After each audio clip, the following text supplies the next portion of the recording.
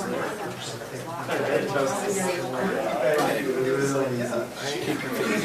try and brainstorm ideas and work more. She just nothing works. She won't take like an entire weekend or anything. Just like she'll sleep and take her and she just wake up and she's We did music.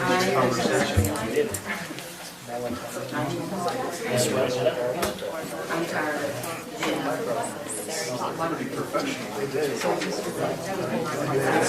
Sometimes I can dress up.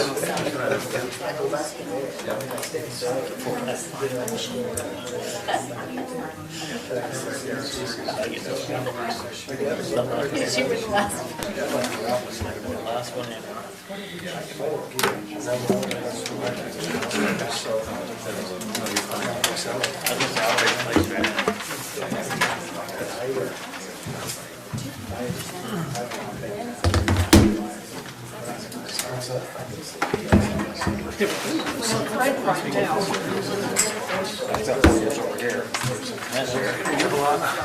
I've been in every chair at some point or another. Robert Kilmer moved last. Are you telling on me? No, I didn't say anything. You're wrong. I told him I was gonna do it. Where are you? Because he made the mistake of bragging.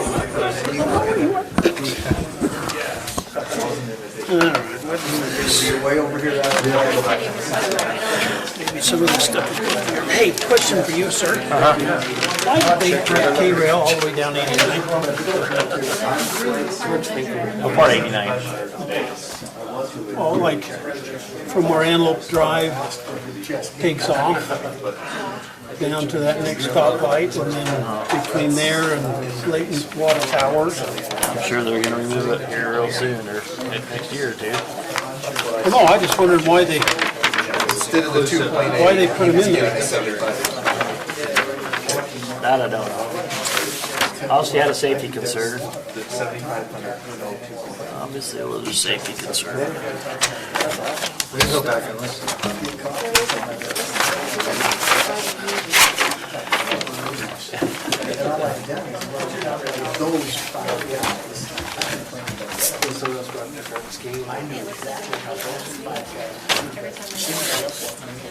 Yeah.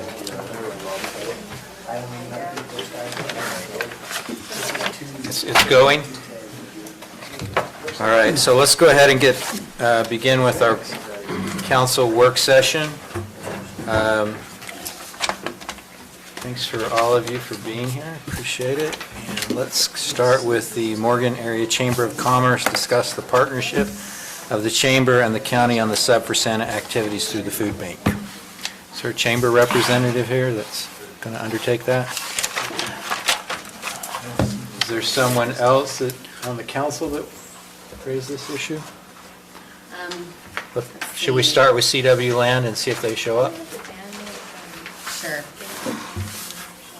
Okay, CW Land. Who got this? Who put this on? Thank you very much for letting us come. It's been a while since we've been here, so we felt it may be advantageous to kind of update the county council on our plans. I think Lance is trying to pull up a little presentation that we've got. So last where we were is we had a development agreement that's been submitted and moved on to the county council. We had a concept plan that was attached to that. That concept plan didn't meet the newly revised ordinance of the town center of 35%. And so I think what we did is took a step back and saying, and we do feel this way, we do feel 35% on this parcel is over allocated in commercial. What we've been told and in terms of the need in the Mountain Green area, both we did a study and by anecdotally by people in the commercial community brokerage. So we allocated, I think it was about 3% is what our previous plan showed. Is that right, Lance? Somewhere around there, if you recall. So 3% was our last plan. Yeah, something like it was much smaller. It basically allowed for 2 or 3 retail pads for maybe restaurants or something of that sort. We've since come back and we said, okay, here's what 35% looks like. We still would like to work out if there's a way possible, a reduced commercial component to this. We know that across the street, there's the village that Mr. Gardner is working on. We want to be complementary to his plans. We don't want to be contradictory to his plans. We'd rather try to find a way that we can all work together.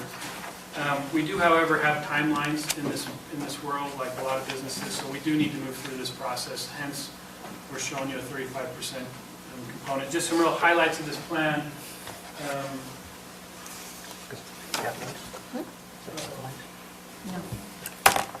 Can you undo that, Lance? Maybe. Is there a pointing thing on this? I'm pushing buttons over here, I apologize.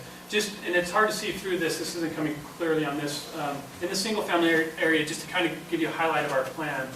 And then after we do this, if there's any questions, I'd like to engage in sort of answer those questions or clarifications. What we'd like to do is take your feedback and then revise our plan accordingly and then come back and try to move this through. So any feedback you give us, we'd really appreciate it. But, to highlight a few things that we've kind of learned through this process is on the far east side of our project, we call those the estate lots, and they're all single family over there, and those are primarily the much larger ones. We've done this to try to work with the neighbors in our Olives Ranch. We've talked a lot with various members over there. A few of them are here in the audience, and what we're trying to do is match as much as possible the look over there. There's a huge grade change as Staker Parsons going, so those homes on our property will sit quite a bit lower than those in our Olives Ranch. As you kind of come towards this town center, towards this commercial area, the lots get smaller, the density increases. What we tried to respond to there, and we've heard this quite a bit, am I speaking loud enough? We always get asked about age-targeted product. People who have been up here for quite a long time and they're getting a little bit older and they'd like to maybe have less of a backyard. So what we're planning on doing is more of an age-targeted, single-level living type product as we get towards this commercial area. You'll see we've dedicated some spot to townhomes. That spot's over against Trappers Loop. We feel like it's the most hidden, so it really doesn't work for commercial. We think it'd be a great place for some attached product. It's on the other side of the existing road if you've been over there. It sits kind of hidden with Trappers Loop kind of going up. We've talked a lot about different things. CW Land, we do a lot of, in southern Utah, we build quite a few nightly rental product. I don't know if we would, try to do something like that. When we do a nightly rental product, it's highly amenitized. So you have a swimming pool, you have just a lot of amenities over there. If you do that nightly rental, and so we're trying to figure out, is there a demand here with Snow Basin and some of those things where nightly rentals would be a good thing. One of the great things with the nightly rental in terms of the county is that with people coming in, you usually get they spend the money in the area, but they don't use the schools, they don't use a lot of the services. So that may be something that the county would benefit from. Some other things, can you go to the next slide? One thing that's really important to our project, so in CW Land, we see projects from the start to finish. The projects that we're involved with, we see through construction and oftentimes, sometimes we even build the vertical product, but we spend a lot of time programming the project. So, open space becomes very critical. We try to give each part of the project has an open space geared specifically to the people that are going to live in it. This just shows some of the open space areas. The next slide, Lance. Another thing that with the village centers, we've read the code and talked with people is the pedestrian nature and really trying to make it a town center. Moving people from one place to the other is very important. What this slide shows is some of the regional trails that is on the regional master plan or the trails master plan for the county. In addition, just to some other trails that we're incorporating that will move people from one place to the other. We want to get people down to the town center so they can shop and do different things that way and not necessarily have to use a car. And that's what we're showing here. If you could go to the next one. Now, I talked a lot about, are there any questions to this point on our project? Or any clarification? If not, I'll just kind of keep moving forward. We spend a lot of time programming the site with the open spaces. We've got a team of landscape architects that we've used and we've used very successfully. They create some very iconic places. I want to share a few of those just so you can kind of get an understanding of the quality and the type of open spaces we do. If you go to the next one, Lance. This project here would be probably more towards Some of the single family where you have a gathering spot, some of the bigger lots, they would probably utilize this spot. This would be geared over towards Rollins Ranch. We call it Hawksville Park. I don't know if that's the name of it. It's what we put for now. The next one, Lance, keep going. This one here would be that age-targeted area. What we would do here is probably do some pickleball courts, some gathering spaces. Those type of amenities are really geared towards those people that, you know, of that age bracket that like to use that. We've done some, you know, some tot lots up there. If you have grandkids, they can come over. You have a place to go. They can get out of the house, recreate. We believe a lot in landscaping. Like I said, we're in this start to finish, so we see value not only in the first lot we sell, but we see value in the very last one. So what we try to do is, as we move through the development, it increases in value. So everything we do is very much articulated, very much planned, very thoughtful. And so you'll see a lot of that. Next slide, Lance, keep going. This has a splash pad. This is over in the townhome portion. Usually when we do townhomes, we'll probably do a swimming pool along with a splash pad. Most of our developments have both. There's situations where you do one or the other, but we plan on doing both in this area. This, you know, if you have kids, young kids, it's a good place to go over there. You can enjoy kind of those splash pads are a big hit. They get a lot of use in our communities. You can go next slide, Lance. One thing that really differentiates us, or we try to do, is some of the details. We get very particular, and I apologize if I bore you, but some of these details are very important to us. When we brand a community, you'll see we have some neighborhood markers there. And then there's a lot of other details that we do, from some of the low lighting on the trails to the light pole design, making sure that as you come into the community, it really, you know, really encompasses kind of the feeling that we're trying to do. And, you know, you got some park benches there, different varieties, kind of doing some things a little bit different, kind of mountain-esque. Picnic tables there. So these are some of the site furnishings that we like to use. Like I said, we're really trying to set ourselves apart in terms of how we develop our projects. Next slide, next. Again, these are some of the fences that we plan on using. What we do like is that top fence is a community fence, so as you're driving down the street, you'll be able to see through the fence. It really feels open. You're not really trying to keep anything in or private, rather it's more of an amenity in the community. I think it gives a very nice feel, a very professional feel. I think people take pride in the community when you do fences like that. We do have some privacy fences, 6-foot privacy fences, that next one down, you'll probably use around some of the amenities, maybe some of the splash pads. And then we do some taller view fencing, wrought iron on occasions. And then this community wall, those would be primarily at the entrances, where I showed some of that monumentation. We'll utilize a wall like that, where you can put a sign on it. It's really kind of a bigger wall, more stout wall. I think it looks really nice. Next, Lance. This shows some of the monumentation that we're planning on doing. So as you come into the community, you feel like you're part of something. You'll put, each village will have its own sort of secondary monument. I think it gives a sense of an element of identity. Again, we're trying to build value within the community. As you come in, you feel a little bit different. I think Rollins Ranch did a great job. As you go into Rollins Ranch, you really feel it. The Cottonwoods likewise. I think they did a good job there too. And we, of course, want to kind of follow suit in what we're doing there. So wayfinding and monumentation becomes very important to us. The next slide, Lance. And then we do have different product types, and so within the development agreement, we have to do design guidelines. These design guidelines will tell us how high the buildings can be, how far apart they can be, the setbacks, how big the lots are.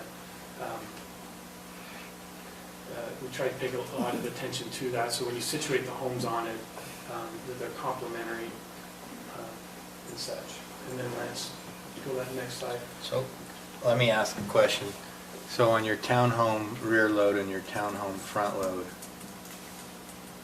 so are they just reversed? Yeah. I'm not quite understanding. Yeah, so rear load, for example, in the town center ordinance, we have some main public roads. We want the front of the townhome unit to front onto that public road and not necessarily see a garage. So that's where you'll have an alley behind it.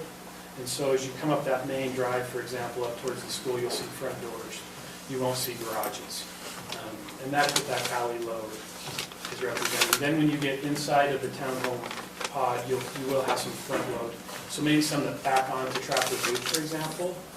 We call those front load, where you have the garage and the front entrance side by side. And so we'll have two varieties. Does that answer your question, Councilman? Yeah, and then as you're planning the different product type, are you planning like a master association with shared use of these amenities, or is it Yeah. project-specific amenities? Yeah, great product question. type?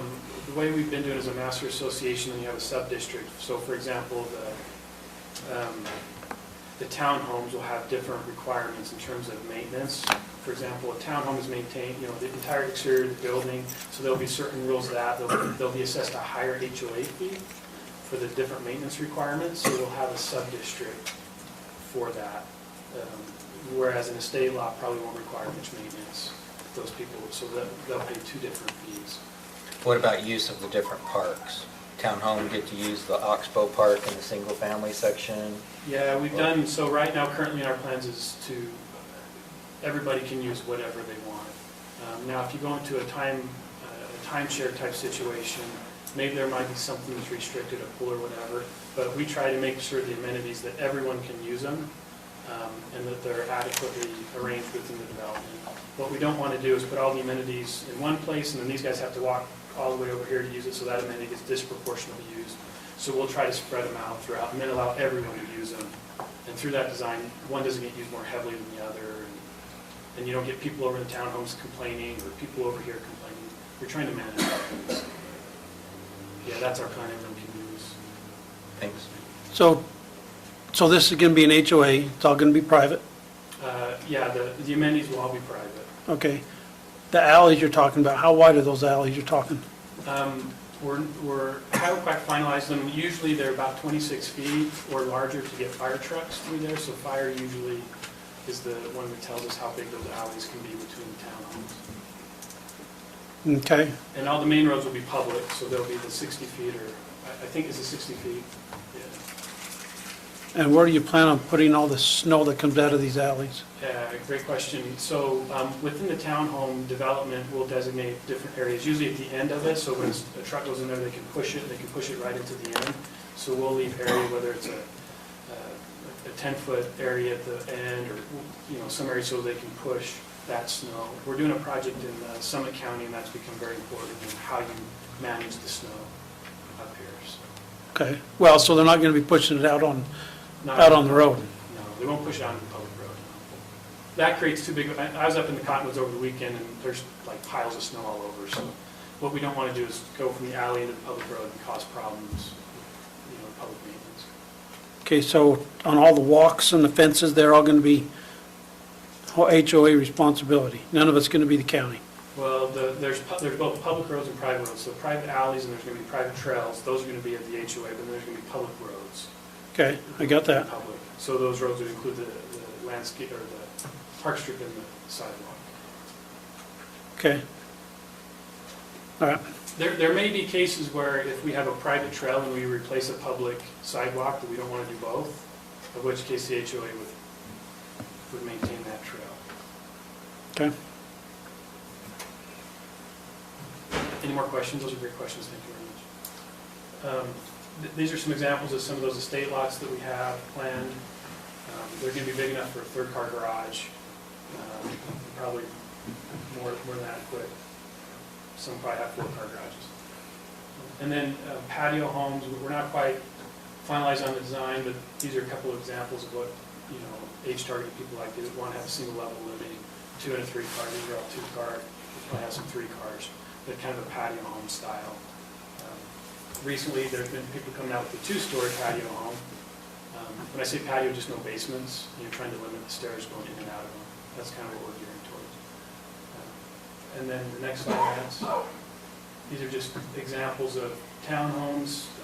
The elevations of it, these probably aren't, this one in the bottom is probably the closest one. The one in the top probably don't really what we're trying to say is the height of them, on how big they're going to be. Most of them will be 2 stories, so we're not trying to get real tall, real urban in look. They're going to be kind of mountain fields. So. Any more slides? Can you go back to the first slide? Are there any questions that you'd have, anything that maybe I'd clarify beyond what I've kind of, the remarks I've made?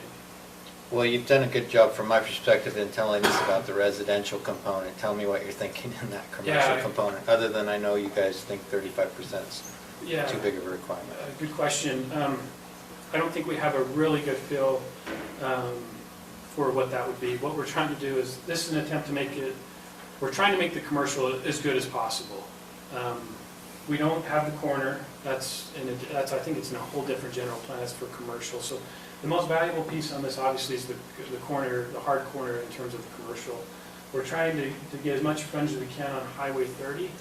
Most of the interest that we've gotten, and it has been much, has been more of a flex use, to be honest with you. So it's someone that may be a plumber, or somebody that's maybe working out of their house that now wants to come out and wants to have a space. Those type of uses, we've gotten 3 or 4 interested people. Nobody's really kind of taken it to the next step. That's the type of interest that we've gotten on this project. So in terms of real retail, like a burger joint or something like that, we haven't gotten much interest. We've talked with a lot of them, and at this point, I think maybe when you get the homes going, maybe that interest would increase. But at this point, it's been very low. Granted, we are early in the process.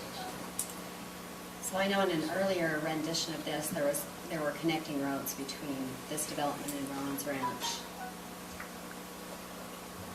Looking Yeah. down to the future, having isolated developments like this where they're not connected and you've got backdoor neighbors that you can't get to, it seems really short-sighted not to be able to connect, but I know you've received a lot of pushback over the connections. What are your thoughts on it?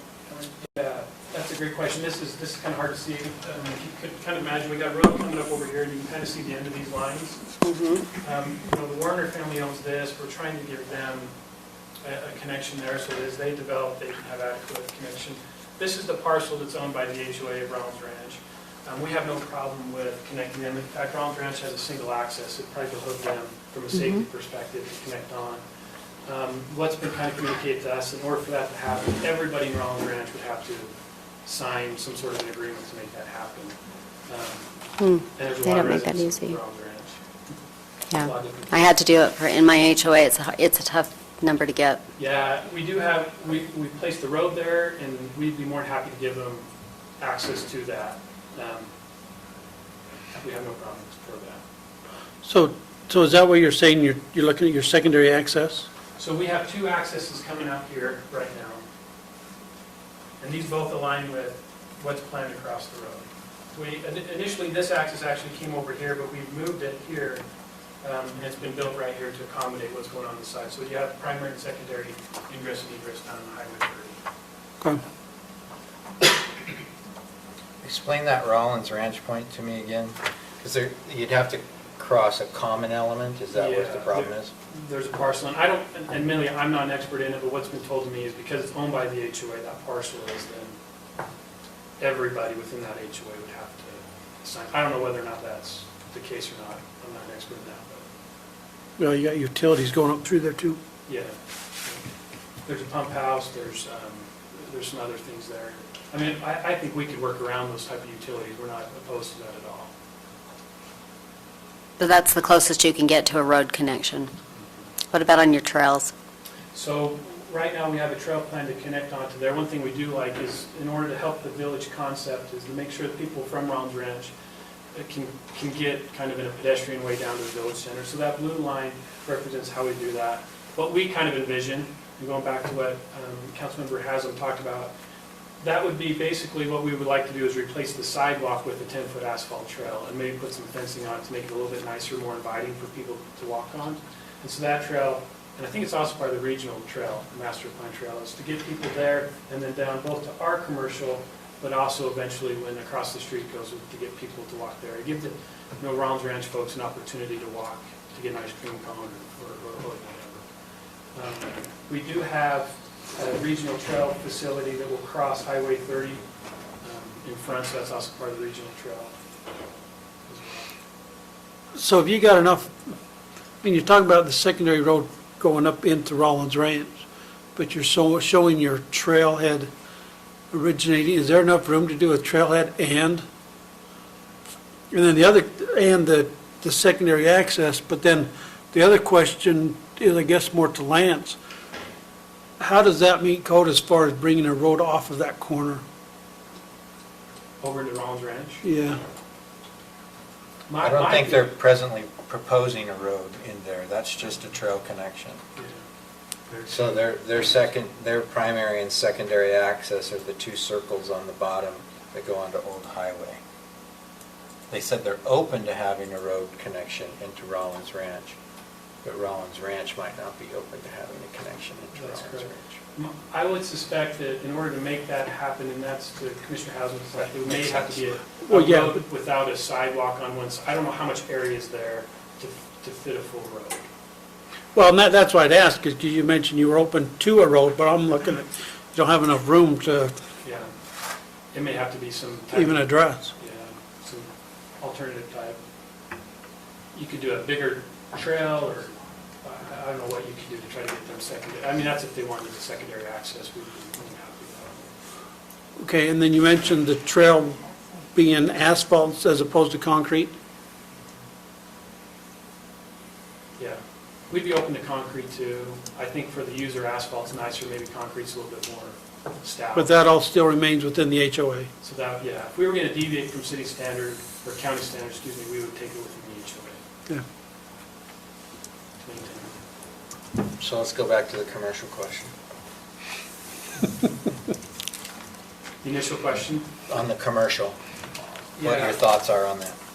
I mean, you kind of answered it. You indicated you've had some interest, mostly just for flex space, and then not much else in terms of retail and so forth, and the possibility as you bring in the rooftops, maybe there's more interest.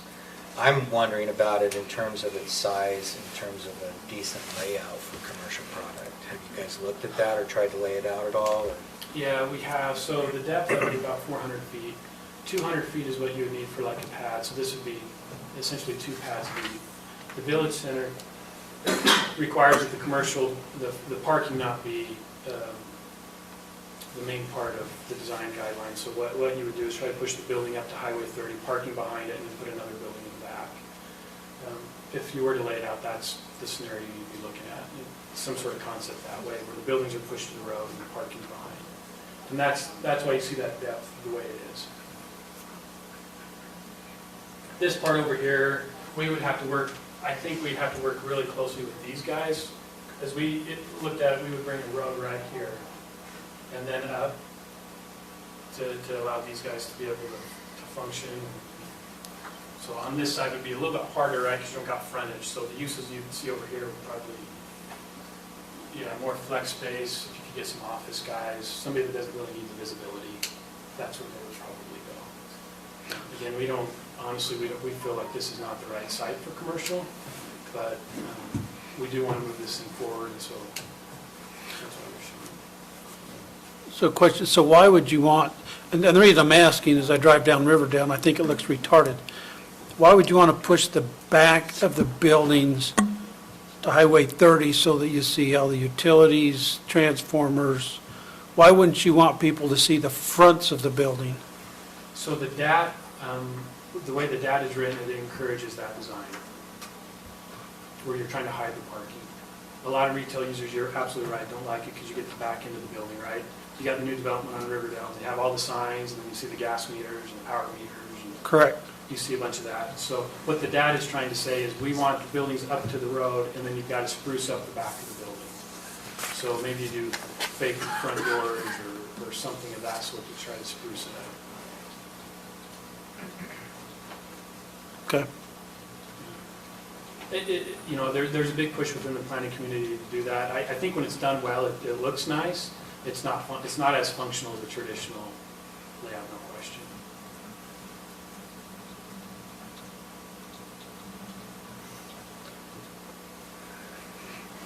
So, I mean, one of the options that I frankly am interested in seeing what happens in the development across the street in terms of commercial. Because if it builds out the way that they showed us their last plan, the requirement to have 35% commercial across the street, to me, is no longer relevant. And so I'd be interested in if there's anything that can be done cooperatively between those property owners to allocate that, and if the council would be open to that, if the commercial was approved, so that we had an actual town center as opposed to competing commercial product on either side of Old Highway Road. I mean, I think that corner is going to be commercial, you know, drive in, drive out type of commercial. But I don't know that that's enough space to create a town center that's not divided by, you know, Old Highway, which that's not going to be the most pedestrian-friendly crossing, you know, to get over to the town center. We can do something to make it more pedestrian-friendly. We can signalize it in some way so that it's safe. But my view is that if we could get the development moving forward on the other side for the commercial, that these guys wouldn't need to do as much commercial on this side. But that's my view personally. And I wanted to build on that. So are you phasing this? Is there a certain section of this that will go first? The commercial is Yeah, the commercial would be the very last. the very last Yeah, piece? Unless we got a user that was really anxious to go, it would certainly be the last. I think we would start building the largest single-family lots first and kind of work in by southwesterly direction. That would be the build-out. And yes, it would be phased. It would take several years, probably at least 5 years to kind of go through. I mean, we would be open to doing something within the development agreement to diminish the amount of commercial that could be used. I mean, there's a couple different things.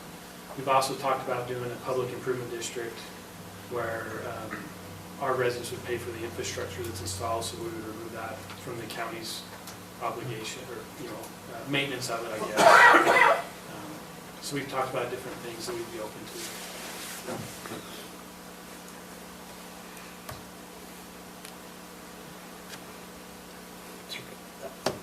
I guess you want to make a comment, Mr. Gardner? Could I make a comment? We met with CW Land this last week, and we understand what they're trying to do. We're across the street.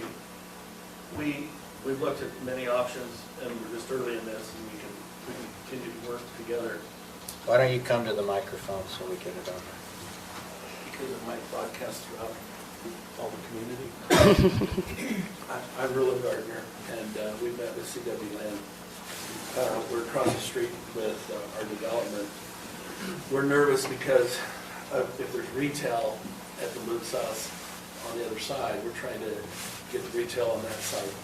We've looked at many options, not with them, but we've started to study it after our meeting, saying maybe some of the professional office comes across the street and could locate in this area. We give up the professional office that goes the other side. We have continued retail on our side.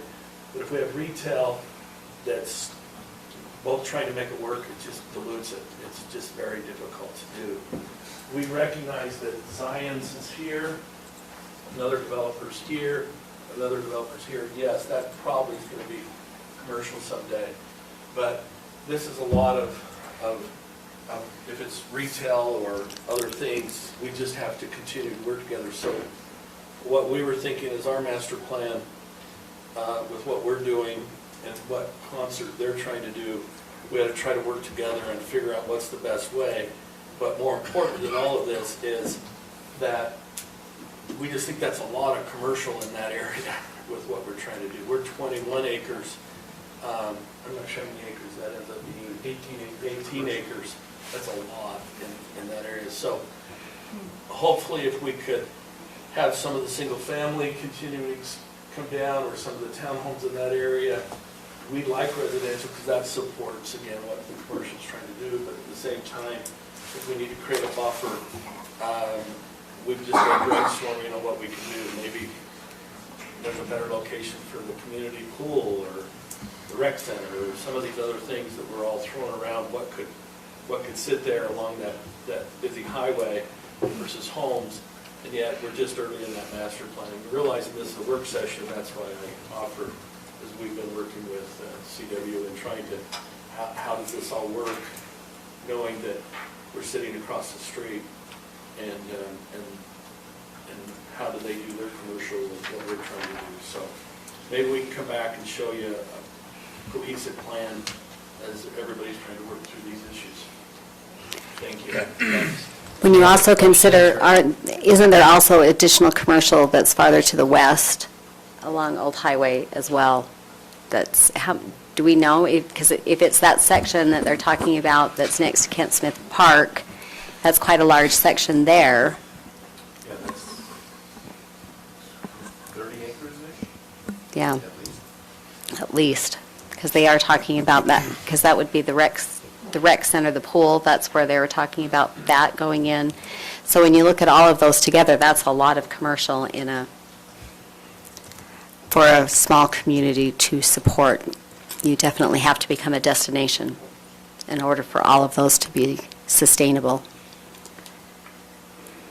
One thing that we talked about, and I think Ruin hit on this, is we wouldn't be opposed to putting some of our amenities down there if we could get those to count towards that, to give a, put the pool or something like that.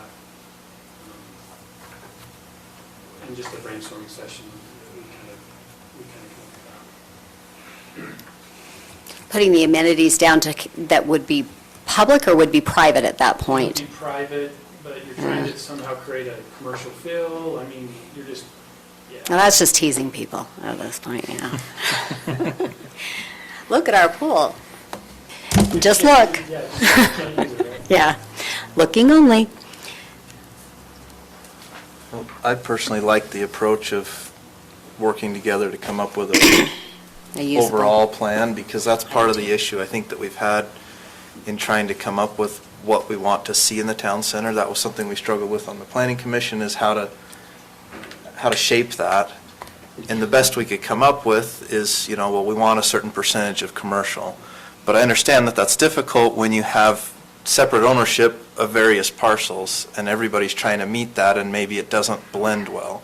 I personally would be amenable to saying, well, if Mr. Gardner has, say, 75% commercial, maybe, we can reduce some commercial here and shift it over there, as long as we're still getting that 35% overall in the town center zone.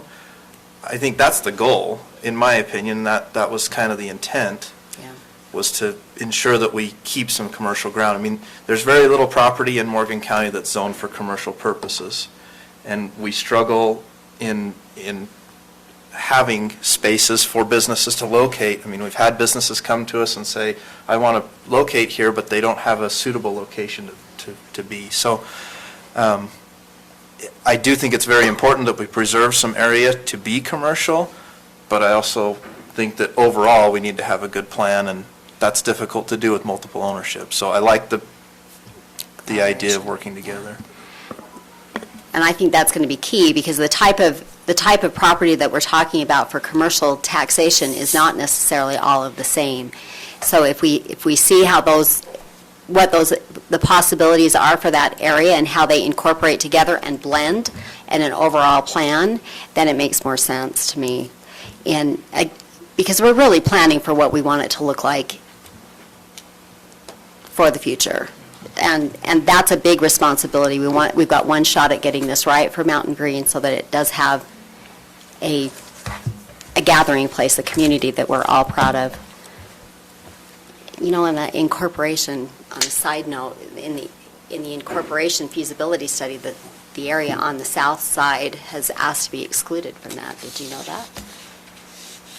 From the feasibility study, and that's your commercial area. So I'm a little worried about how this goes. This house side. Yeah. The Mountain Green Village. All of the Soderby was excluded from the feasibility study that is being done.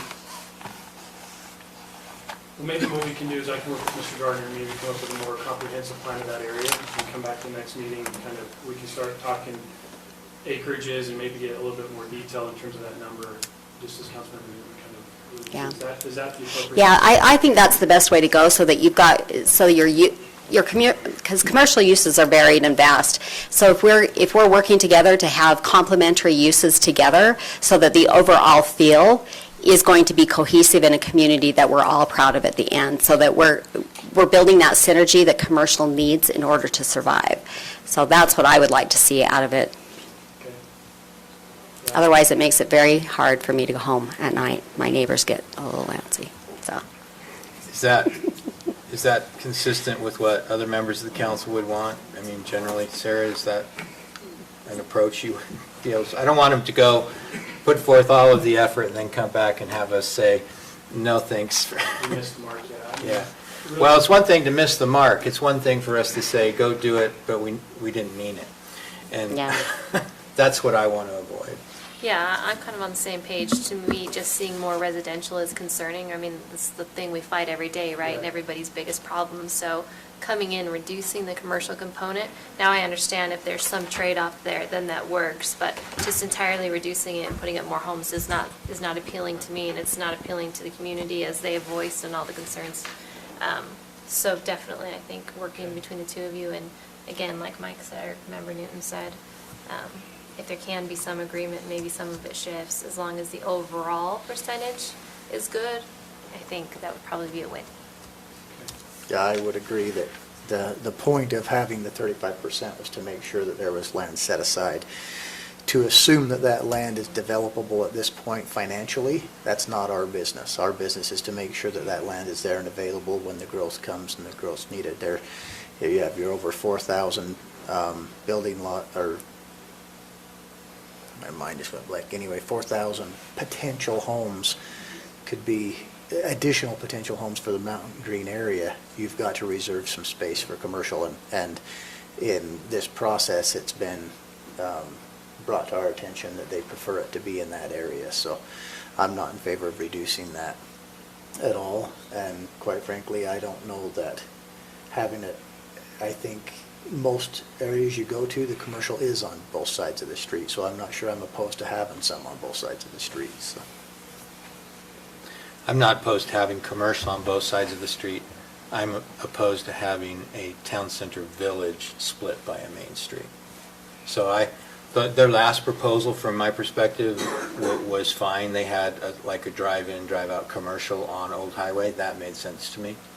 But if you're trying to create a pedestrian-oriented village so that there can be a little more energy in it, then so that, yeah. Member Ballantyne? No, I'm agree with Member Kilmer. I don't mind commercial on both sides. I think it should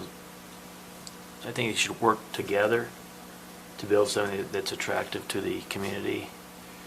I mean, it sounds like there's a lot of work to do in that area right there, so. Okay.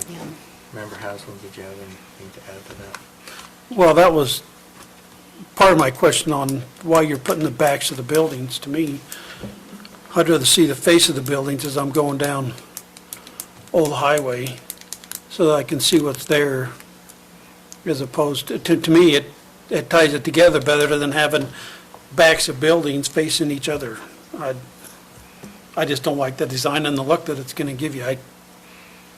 I would rather be looking at the face of all the buildings.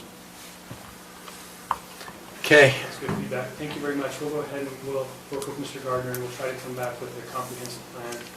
I think we've got some development agreement comments from the previous meeting that will get incorporated in the ones resubmitted to county. So thank you so much for your time. I appreciate it. And good luck tonight, guys. Thank you. Are we back to the Morgan the Chamber of Commerce issue? So I texted, and I haven't heard back from anyone, and I don't see anyone from the chamber here. This is like their 75th no-show. Okay. We discussed it in MEDP briefly, but didn't realize that they were on here, so I can't speak have a for couple them. of questions, just generally. Did we vote on who the UAC board member was going to be last time? As part of our portfolio That was assignments? supposed to be on the agenda for tonight. No. That's what we brought up in the meeting, that we need to have that vote, but it wasn't on the agenda, so we were going to do it tonight. Just for the UAC board member? Do we have to So- vote on it, or can we just appoint somebody? Yeah, what, I mean, does it have to be a, I just read the email, and the email Administrative indicated it had to be nature. appointed through a vote of the council or something like that. oh, okay. And it was their email that indicated that. Maybe that's not the case here. But we're still operating under that weird form of government. But I'm sure that's UAC operating. so this is for their monthly meetings? What is it that they're, is this, No, it's an appointment from a council member appointed to serve on the UAC board. but what does that entail? I haven't ever served on the UAC board. When they called me and asked, I asked what that was, and it's basically 3 to 4 meetings a year where their board meets. Okay. Two of them, one of them's at their annual convention, the other's at their, is it a spring convention that's held at Davis County? And then there's one other one typically.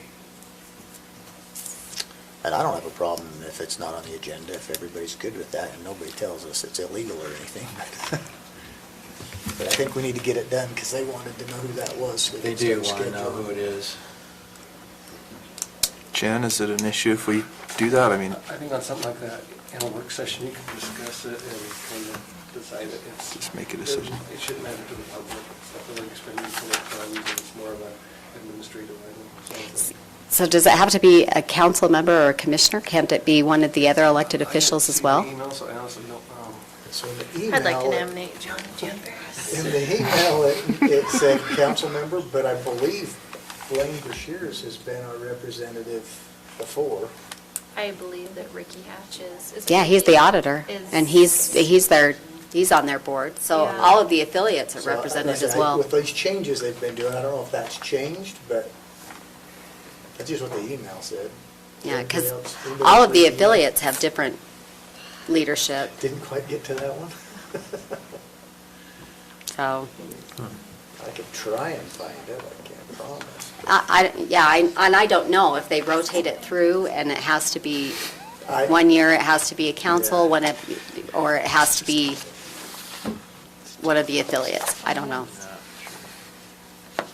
Shame on us, we don't pay enough attention. Like I said, I wonder if that's governed by UAC's operating, what do you call those? Rules? procedures, bylaws. Bylaws, UAC's bylaws or what? I have no idea. Because it's not a government entity, correct?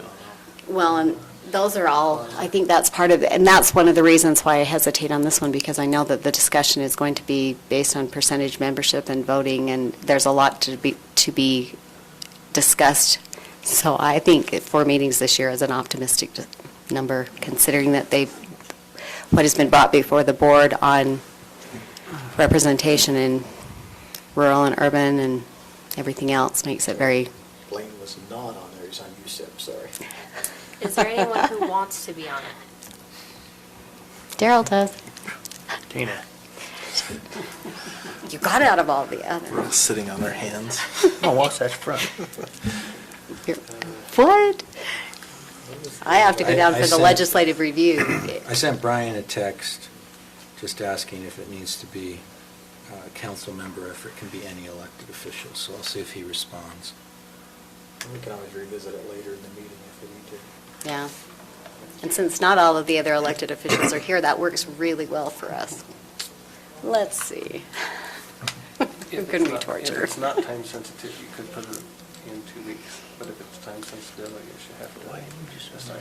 I think they would like to know who it is, but I don't mind voting on it or appointing somebody and coming back Okay. and ratifying it. All right, I take Daryl's name off the list officially. So if you're tourism, because we got this.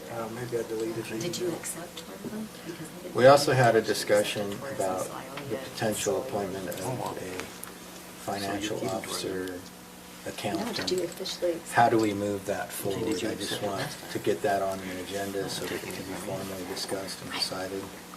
Somebody's going to do this. An agenda item and submit a plan for how you want it to move forward, and then we can review it and debate it. decision. Are you kidding me? Okay, I'll put that on the agenda for next time. It can be any elected official. Well, let's just appoint somebody then. Just appoint somebody who's just not here. I think it should be the assessor of the year. That's my thought. That's, She leaves? So She was Blaine here right now earlier. Blaine is our appointed person right now? No. He's he was USIP. USIP. I was thinking. He was, yeah, okay. He was USIP. They I can got always use a corrected. good sheriff, though, you yeah, know? Yeah. sheriff in town. Yeah, Well, if he's doing one, he just want to take care of both. yeah. Not I really mean, meet at the same time, though, right? has to be somebody who can travel, because most of the time those meetings, I typically can't go because they're overnight somewhere else in St. George or somewhere far, and Did you say the one this spring is in Davis County this year? That's better than Vernal. The one in Vernal during tax season is brutal. I yeah, I went to can't that do one, that. and it was Yeah. the most riveting 3 days Yeah. of my life. It's before I Yeah. had kids. And then the other two would be in Salt Lake. I don't know if they'll have one during this legislative session. Did he Then say? Fall's in St. George, correct? Yeah, Fall's always in St. George. Yeah, so it is hard if you have small children or anything where you can't travel or stuff. Yeah. All right, I'll volunteer to do this. Hey, we have a volunteer. With reluctance in my voice. I'll second that volunteer. Yeah, my vote. Roland, I think you would be an excellent addition. Yeah. Yeah. Was it the Think no you might kids at get home good that got you? results. No small kids? Yeah, no kids at home. Yeah. Okay, good, 'cause I was feeling a little guilty myself. Glad you said something. Yeah. And this with Brian or Brandy? It was Brian. But Brandy is the CFO, so she would Yeah. be chairing those. Or facilitating those. All right. Ricky Hatch would be the chair. All right. What's next? So we're treating that as a portfolio assignment. Everybody concurs?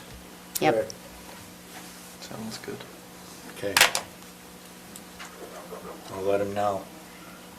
Okay. Thank you, Roland. I think Blaine probably will thank you too.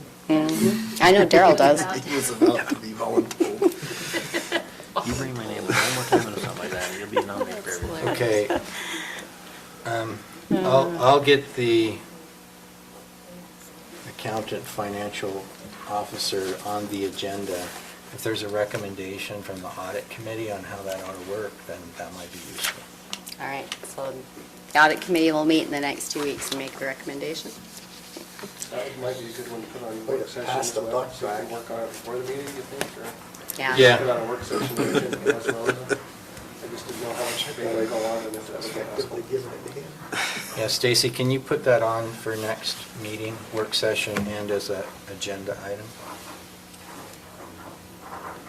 Then the last, I got a call from the recorder asking about the budget and with respect to the part-time employee hour reduction.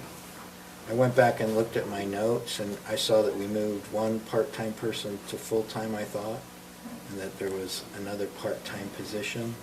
In the recorders? Mhm. No, she requested that, and we denied that, but we didn't reduce any hours. But we didn't increase anybody to full-time, nor did we approve any new positions.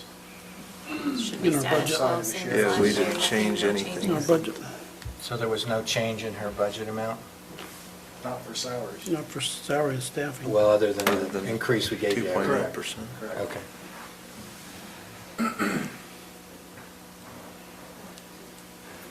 But other than the So sheriff's what, department, all of. so all of I may have misunderstood her, and I don't want to suggest that she said something different. She said, maybe what she meant to say, or what I should have heard, was we didn't give her what her request was, which was to move to full-time. What she said, she called me to, was that the HR director had informed her that the council had reduced that position to 20 hours from 29.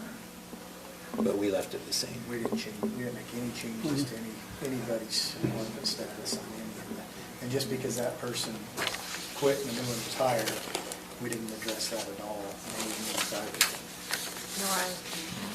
Yeah, I didn't remember a reduction, but I went back and looked at my notes, and maybe I That was just her read it. request, that you just talked about, that was the request she made in the budget meeting, but we did not approve that for any of the departments that asked for additional hours outside of the sheriff's department. So I'll discuss that with her. If she wants to come back to the council, she can, but. If somebody, if you know, because there's a couple of meetings I missed, if that was discussed and approved to adopt those hours. No, I think that was, my notes, I think, were from the first night that we met. That's when she presented her. Yeah. And I didn't remember anything happening after that, but she kind of caught me off guard, so it wasn't. Okay. All right, we'll take a break and then start at 6:30 with the regular meeting. Unless you want to discuss. Is there anyone else that has anything they want to? So tourism, there is a Utah Office of Tourism Destination Development Grant. Opportunity, it expires Friday, February 7th, 2020. Thanks, Lance, for sending it on to me so I would know. We really ought to discuss what we want to do with tourism for Morgan County. Daryl and I are arm wrestling over who actually took on that responsibility in the last meeting. See, he's not even speaking to me anymore, and next week he's going to be sitting in Sarah's seat again. I'm taking Robert Kimmer's spot.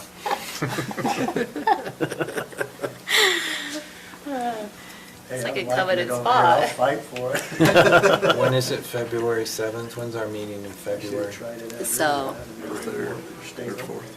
I've been there. Yeah, but it's a grant, so you'd have to have it ready to go by the 7th. It's got to be in. So I don't know, there's a community, I can give everybody a copy of it. I'll pass it.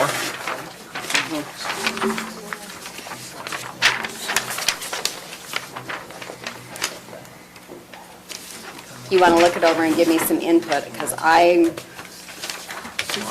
don't, same way with CW Land, I don't want to go out and do a bunch of work on and working on a grant to do something for tourism if the council doesn't want to go that direction. We really need to be updating our economic development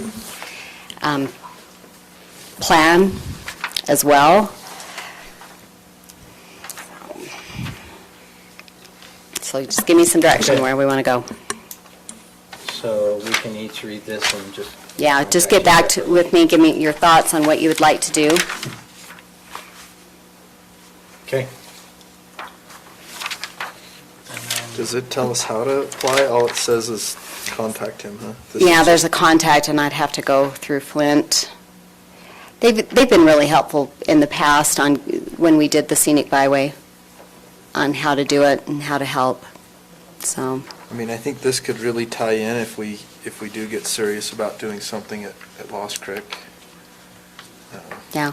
And I'm still working on the scenic byway. Hopefully it goes with the project, the state project next year on 65, 66, Oh, awesome. part of it.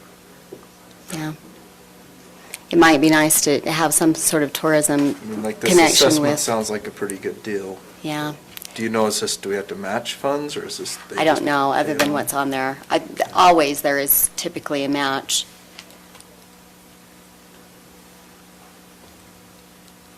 So,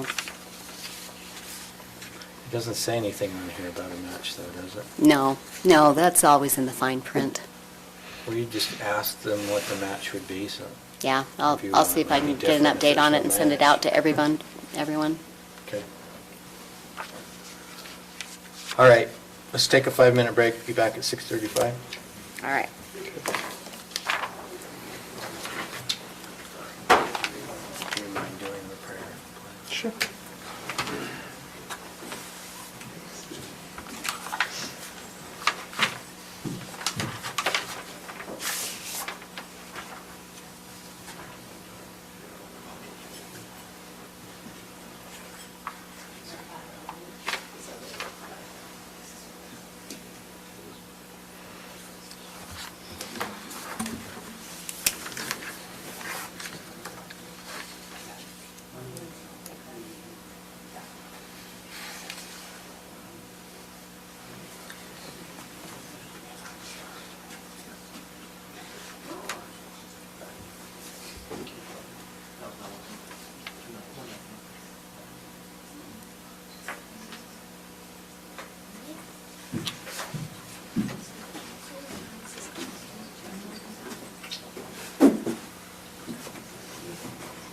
Hey, did everybody get that invite to John Huntsman's event on Thursday? I did get that text back from the chamber.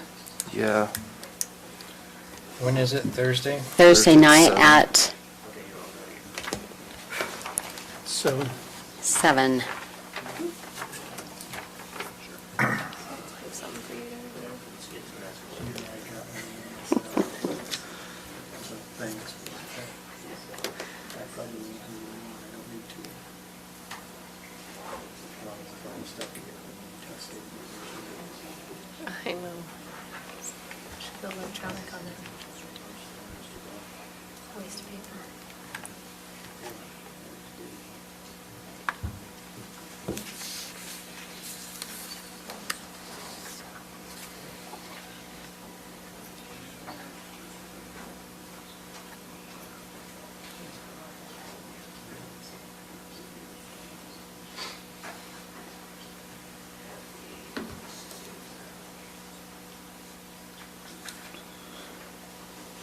Where's that at? Young Automotive. I was just there yesterday.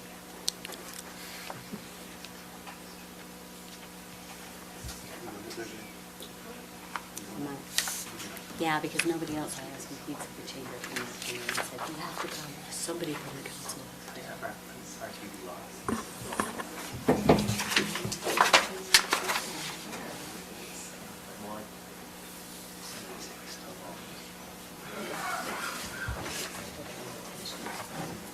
Are you planning on meeting in July? Yes. You We've got a separate meeting, with just the three of us sit over that, and then next Monday.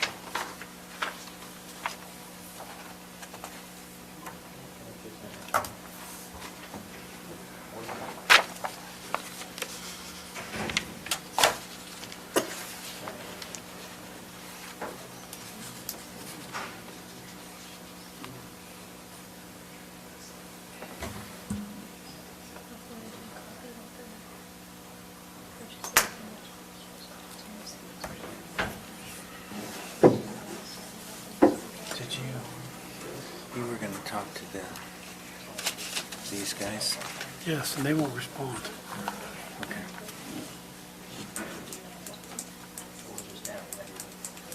It's Kayla, because Chuck is retired. What was it you were wanting to get from them? I wanted to break down this $21,000 because our auditors, Aaron Hicks, they claimed Ulrich didn't do anything for our office. Since They ended up getting all the information themselves. So when we got that, that's what we're trying to figure out, is how come they send us a bill for $20,000.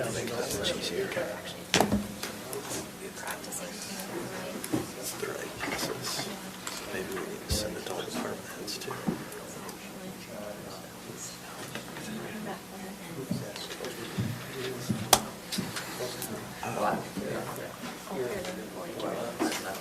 Did you see this part?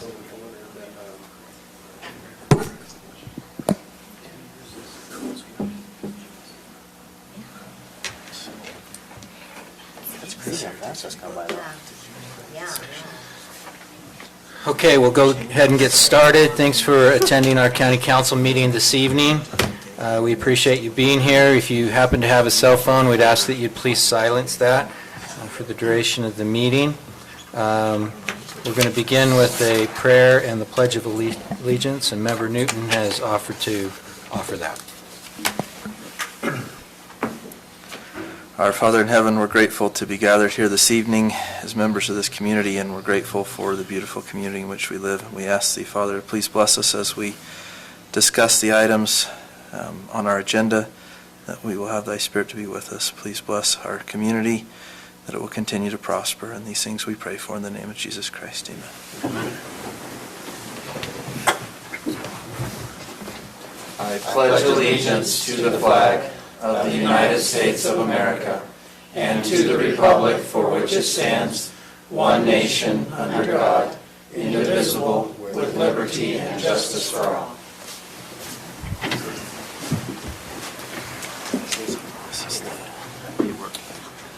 Okay, are there any changes to the agenda or a motion to approve the agenda? Don't have any minutes. Mike, did you say you took that off? Yes, I'm going to make one change on the agenda, and that is to remove item number 4. Okay, so we'll remove item number 4.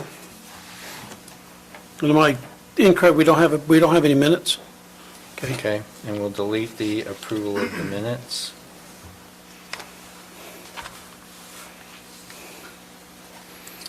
Okay, is there a motion to approve the agenda as modified? So moved. So did we not want to discuss that? I'm not sure. So we're going Why- to have a separate discussion with the Fair Board, and then we'll come back. And then they'll bring when it we're back? ready. Okay. Motion by Member Newton, is there a second? Second? Sorry. Too quick. Okay. second Who'd you by, have? Member Newton, then Member Swan. Okay. All in favor? Aye. Any opposed? Okay. Declaration of a conflicts of interest? Other than me? Well, Okay, item number, I do sit on the American Mothers Board for item number 5. okay, I don't know if that's a conflict, but I do sit on that board. and I represent Northside Creek LLC with respect to item number 2. They're the applicant.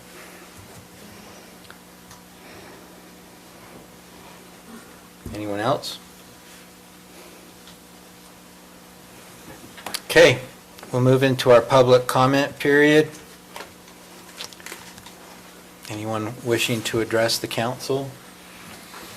I was waiting to see if there was a motion. Sorry, Tina Kelly. There's 2 public hearings tonight on your agenda, and one is the adoption of resolution regarding the optional form, and the thing on the notice on your website gives you notice to the optional form, and you read that. That's not your resolution, so we have no idea what your resolution says. Have no way of accessing your resolution to make a comment to it. And the second one is on Northside Creek, ordinance change.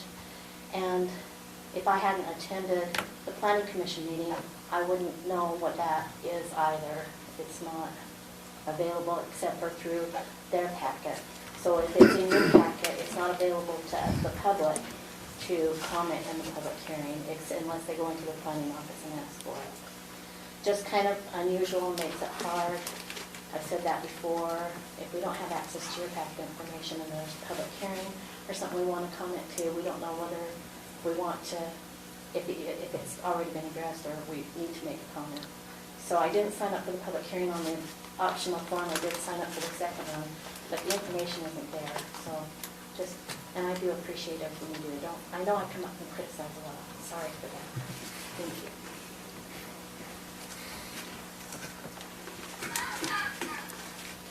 Anyone else for the public comment period? Does it require a motion to open and close the public comment period? To open. We've no, debated that many times. It's been debated, but because you could, if you had a motion, you could vote to not do a public comment, but you have to have public comment. So you just close it? I just do it just out of habit, but you do have one to close it, so that everybody's on the same track. Okay. Anyone else? Motion to close the public comment period? So moved. Member Kilmer? Second.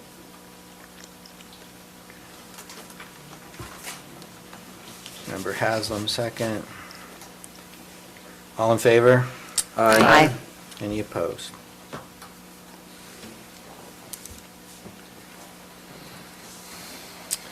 Okay, our next item is a public hearing, discussion decision on adoption of the resolution regarding the optional form of government for Morgan County. Mr. Ferris? If I could help, Chair, thank you. As you are well aware, our study committee was appointed to study the options for us to make a change. That was voted on by the voters. That was your spiral bound packet that probably most of you have, that is form of government recommendation report, Morgan County Proposition 17 Study Committee. It's a very detailed and comprehensive document. The voters had a chance to come in and get a copy of that at the clerk's office and review it. I believe it was on the county website. I participate with a lot of the civil attorneys through the different counties in Utah, and this same thing affects many of those counties, and it's been our position that just this document is a little cumbersome to be a working document to govern your form of government. This one might look familiar. This is optional plan for Morgan County government. This is the one that we've been working off since 1997. And so those are two reference points. The proposal is another optional plan for Morgan County government, and it mirrors the recommendations from the study committee, and it's more in the format of a working document. There's no requirement that you pass this.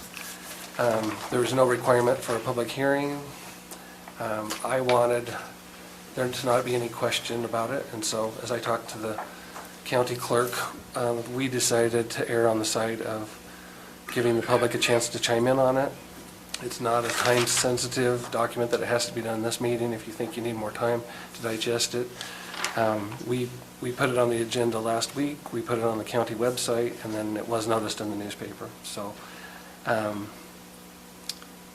it's called a resolution because it's a odd area that this kind of falls into, because the voters have voted this in, which is a law, and this is going to make that law operate for a county council. So this is kind of your operating procedures. So this is what we would work off in the future. I go to this almost every month still. After all the years I've been here, I still go to this optional form of government document to say, how do we handle that when a question comes up? And so this proposed document comes mainly from a collection of county civil attorneys, and doesn't read much different than the one we have now, but it does implement the changes from the study committee. We have a couple study committee members here, and they received a copy of it this morning, so if they have issues with it, we'll likely hear from them. If you have other questions, I'm happy to talk to you about it, but really, later in the meeting, we're doing open meetings training, and as I studied for that training, it said you can always err on the side of being more open and having more sunshine in your government, and so maybe it caused more fuss than it needed to, because people saw a public hearing and form of government, but it's really to get you a document that we can work off from my office and for future councils. And if you have other questions, I'm happy to chat with you about it, but I hope that it mirrors the recommendation from this committee. So Jen, you wrote this, is that where this came from? Or you said, I guess, a collection? I wish I could take all credit for it, because I think it's a great document. Gavin Anderson is a senior civil attorney for Salt Lake County DA's office. And I believe he was hired to help Grand County. And as I talked to him at this conference, he shared this document with me, and he and I have gone back and forth on iterations of it, and so it's a collection of a few different county attorneys. I think it's a good document, though. I was interested in section 2.03, the election of the county commissioners through partisan elections. Is that a requirement? Don't we do it on a nonpartisan basis now? We do, It's a state law. requirement as part of Now the required by change. state why law. we It was one of change it. those, it was one of our, this study, the reason we weren't grandfathered anymore was because we had 3 oddities. One was term limits, one was a recall provision, and one was nonpartisan. And those 3 things needed to go away, and that's one reason we were outlawed.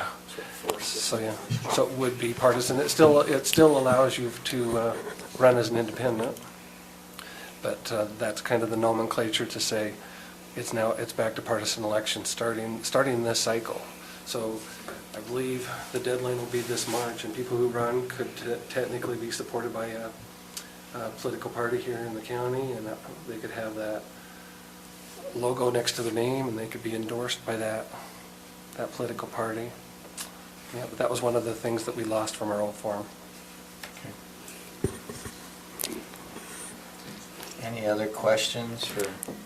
I have one. On the page 1, before you get into it more in the description, it still uses county council, and it's council members holding office in Morgan County before the adoption. So is that, we are moving this to the wording of commission, correct? And all the way through? The commission would be sworn in January of next year. Right. And this document it's supposed to help guide you through the election to next year when we have a commission. So I think that's why it's defining council member. But once the election occurs, it will switch to commission member. That's my understanding. Yeah. Members before the adoption. Right. It's one of the things that makes this interesting, because when I read state code on county councils, for us, there are several things that we do because we're really acting as a commission without an executive. You have all executive and always, legislative authority as a council, so you are acting like a commission. Yeah, so there are things that are illegal for a council to do that we actually do. So it's in the hiring and letting go of department heads. So that you would, if you were actually a council, you would actually be in danger of losing your office to do those. So that's why it's interesting to me.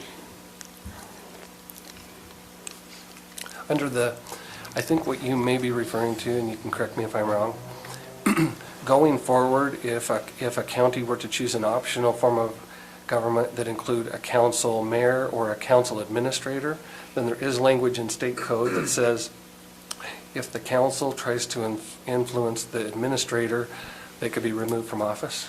Yeah, Yeah. so, but a council, and there's also wording in there that says a council form cannot, I'm going to massacre it because I'm not going to memorize state code, but it basically is the same thing. As a council, you are not to, I think in our document it calls it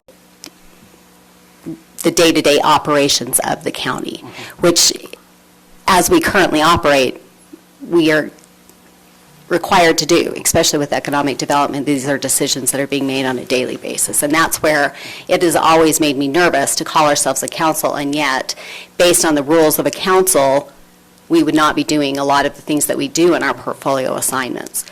To me, this document lets you be the kind of council you are now, under the rules you are now, until a commission is sworn in January. So I don't see this as changing anything that this council does, other than if someone were to go out and gather signatures right now to run for commission next year, then they would know how much they were going to make, because this tells them what the starting wage would be for a commission member, a commission chair, and a vice chair. And that came from the committee. It also tells us how the election will be staggered. And so if you were running for an at-large position on this ballot this November, it will be a 2-year position rather than a 4-year, and thereafter it would be a 4-year. If you're running for a district position, so we will go to 3 districts and 2 at-large. The 2 at-large will be 2-year terms this election. The 3 from districts will be 4-year terms, and that way you would always have, you would never have a full turnover of a full commission at one time. So it'd be every 2 years you'd have a different one. So that's what this document does, is it gears us up for those things. And so if someone were gathering signatures, they'd be able to look at this and say, this is what I would get paid, this is how long my term would be, and then this in no way should hamper what you're doing right now. You would go forward clear till December 31st, until your term ends as a council member. And then your correct state code does have some new things in there for council members that could get them in trouble, but that wouldn't apply to this council, because we are still grandfathered in. We're still grandfathered in until we swear in a commission, that's the way I believe it works. I think it's a fine document. I disagree with the salary recommendation, Yeah. and it won't affect me because I don't plan on running. I also disagree But with it. I think giving having the council do more with fewer members and taking away salary, I think that's just, I'd agree with that. I don't Here. think it's right. And these are all fair discussions. Hey, And- Speaking of salary, Jen, can you talk to us about section number 2 item number 2 under section 2.06, under compensation? That to me is a little bit alarming, because it says salaries may be modified by a simple majority vote of the commission, but a voted salary increase shall not become effective until the beginning of the commission member's next elected term.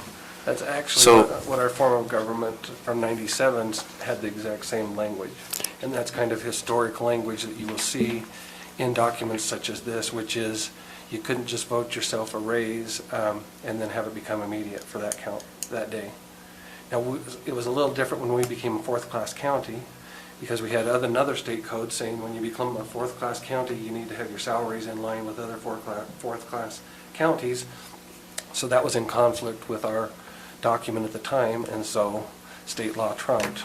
So how do we, if we have to be in line with fourth-class counties, how do we decrease our salary from what it is currently?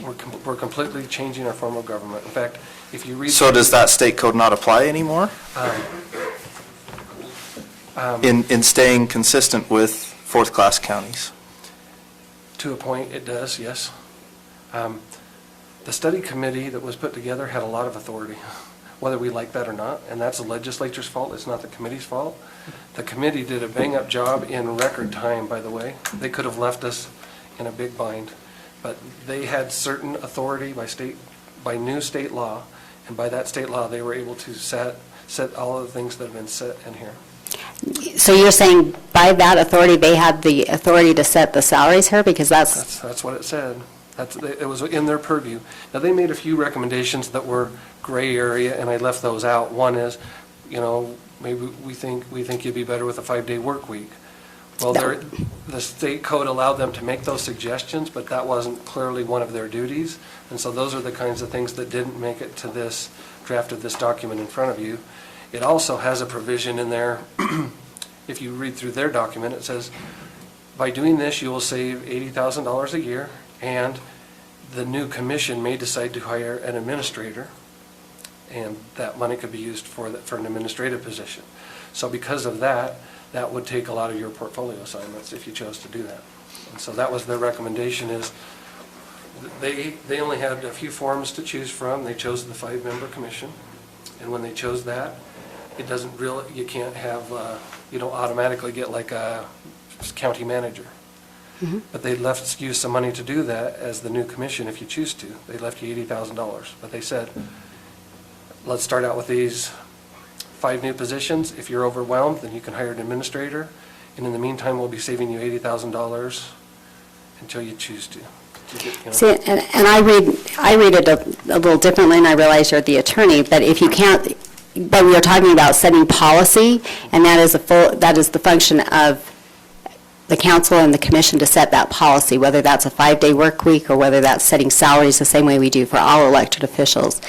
So I don't read in their purview where they had the opportunity to, if they don't have the opportunity to do one, I don't see it separated in state code for them to not do both. If the recommendation is a 5-day work week or the recommendation is salaries for elected officials, the recommendation of a study committee would cover both. Those are both policy items. They broke it down. I can't remember if I attached this document, but in the write-up from the committee, there's necessary and advisable provisions, necessary and advisable. Some were necessary, and that was stated to them in the code. They went right down their duties, and they hit every one of those. And then some of them were advisable, which is what are some things you may see from holding public hearings, from talking to the citizens? What are some things you see as a committee that could possibly help the form of government going forward? And that was the 5-day work week. So it is correct, it's under your purview now, and it'll be under the commission purview when there's a commission in place. But that wasn't a necessary thing. But one of the necessary things was to set salaries, and they pulled numbers. They didn't, I don't think they just, I can tell you they didn't just sit and pull numbers out of their hat. They got similar numbers from fourth-class counties, and they tried their best to compare apples to apples and oranges to oranges.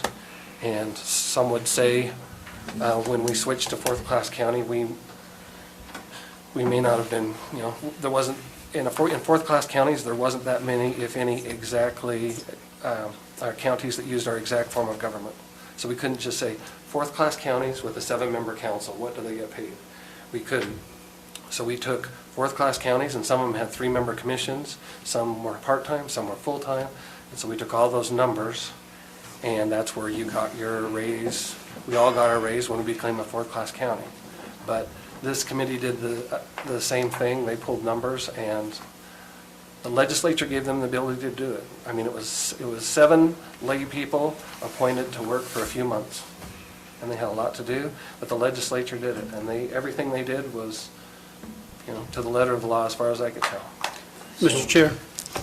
And if we need time to bump this out, to answer questions you have, we can do that. Mr. Hazel. Well, so my question, can this number be changed, Jan, and can we change this number now, or is this set where we're at? The voters voted on this packet. So that's kind of like, I spent a few sleepless nights, quite a few. And I think any said, of the voters knew they voted. and I said, Yeah, That's the problem. There was a pile of these in Stacy's office, and some voters took advantage of that. I don't know if, I don't know where else, it was on the county website. And so, but the Proposition 17 was just a question, should we move to this optional form of government? But part of this was the voter information pamphlet right there. And it said the salaries, and it said the $80,000 savings, and the potential to hire an administrative assistant to take the burden off of you if you need to.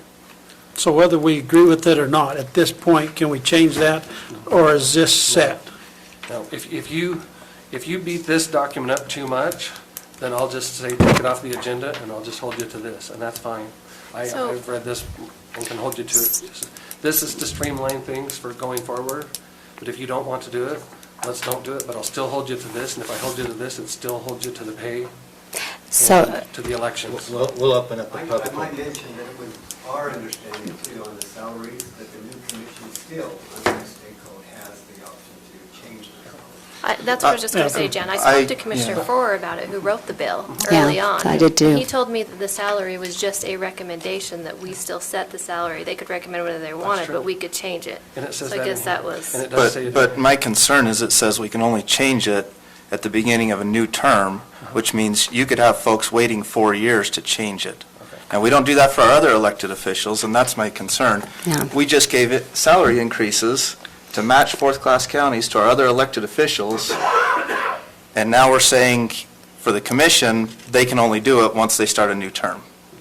And you would conceivably, because you're staggering, if you followed that, number 2, you would have council member or commission members with 2 different salaries, potentially, right? The one thing that's mentioned in their report is hopefully we can get back to people, no offense, who run for public service and are public service minded and are not in it for the money. Is that in all elected office, It says or it. just this one? In just this one. Yeah. The others are 9 to 5, and this one's a little different than that. And I guess you can make it 9 to 5 or 9 to 9, as busy as you want to make it, but that's historically what you ran on, is a county council that was volunteer who did it to be civic minded, and it wasn't about the money. And a few years ago, it turned into council members wanting benefits and pushing for health insurance and all that kind of stuff.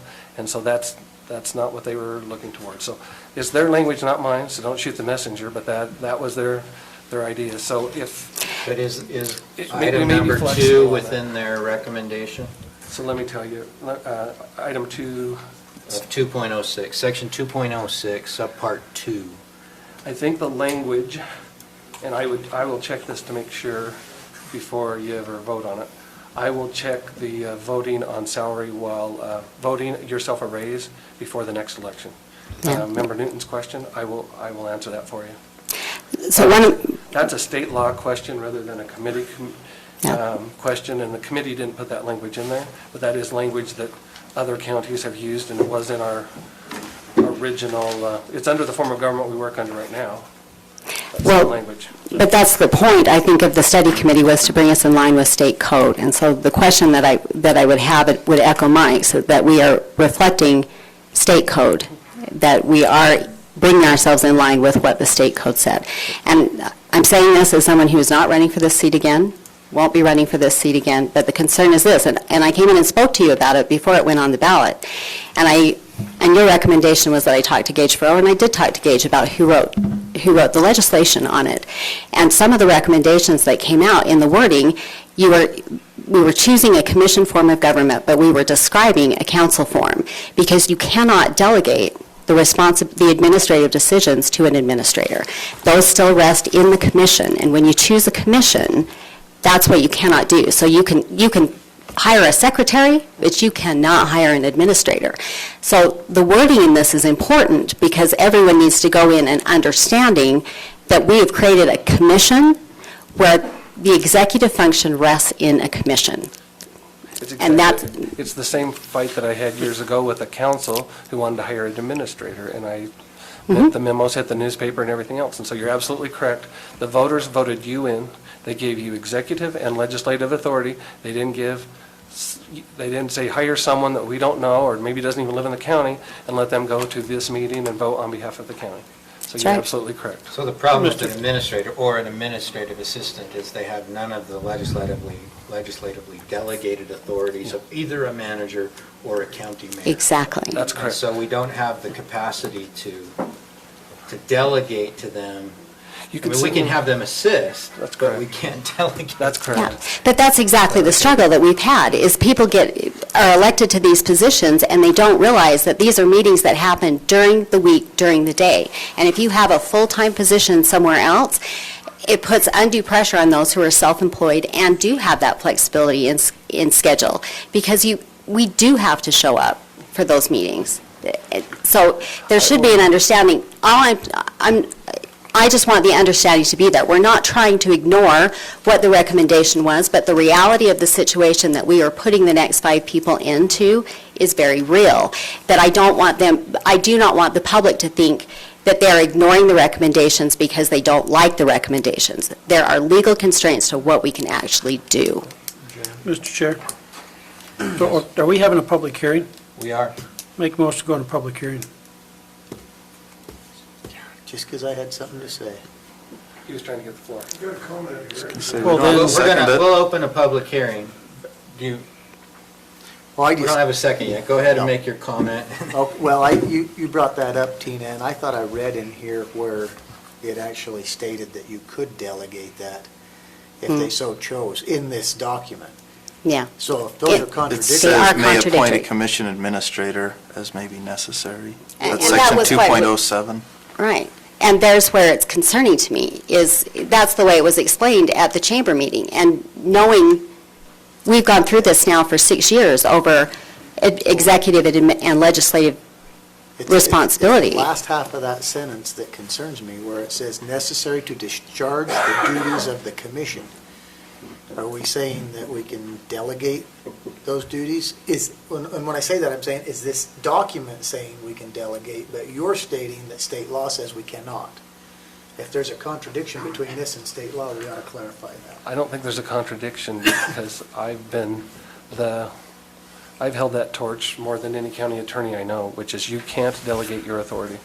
You answer to the voters, and you've got to hold that authority. So this 2.07. So this says if you want to hire a secretary and send them to the chamber meeting, or hire a secretary and, have them get you more organized for your council meetings, you can do that. So it can help you discharge your duties.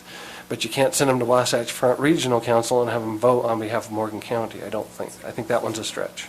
They can't undertake the executive function. Otherwise, they can do other things to help Do you. other Can we things. clarify that in there so that so there's not confusion down the road, so people don't start saying, wait a minute, it says. I think a commission administrator is I just a, don't want there to be a big fight big down the term. road when people are trying to Right. figure this out. If anything we can clarify, define terms, I mean, this has been a plague of this county for a long time, especially in Lance's world. And that is lack of definition of terms in our documents. If we can just define what we're trying to say there, I don't think that changes the meaning, but it makes it so everybody understands how it complies with the law. I'm great with that. Just need a little more time and come back to it and see what other notes we take today, and see what your concerns are generally, and bring it back. Okay, Mr. Haslam, do you want to restate your motion? I'll make a motion to go into public hearing. Second. Okay. All in favor? Aye. I, Any opposed? Okay, any members there? We've got a list of people that want to speak on this. It's complete and full. So, number one, go ahead and step to the pulpit.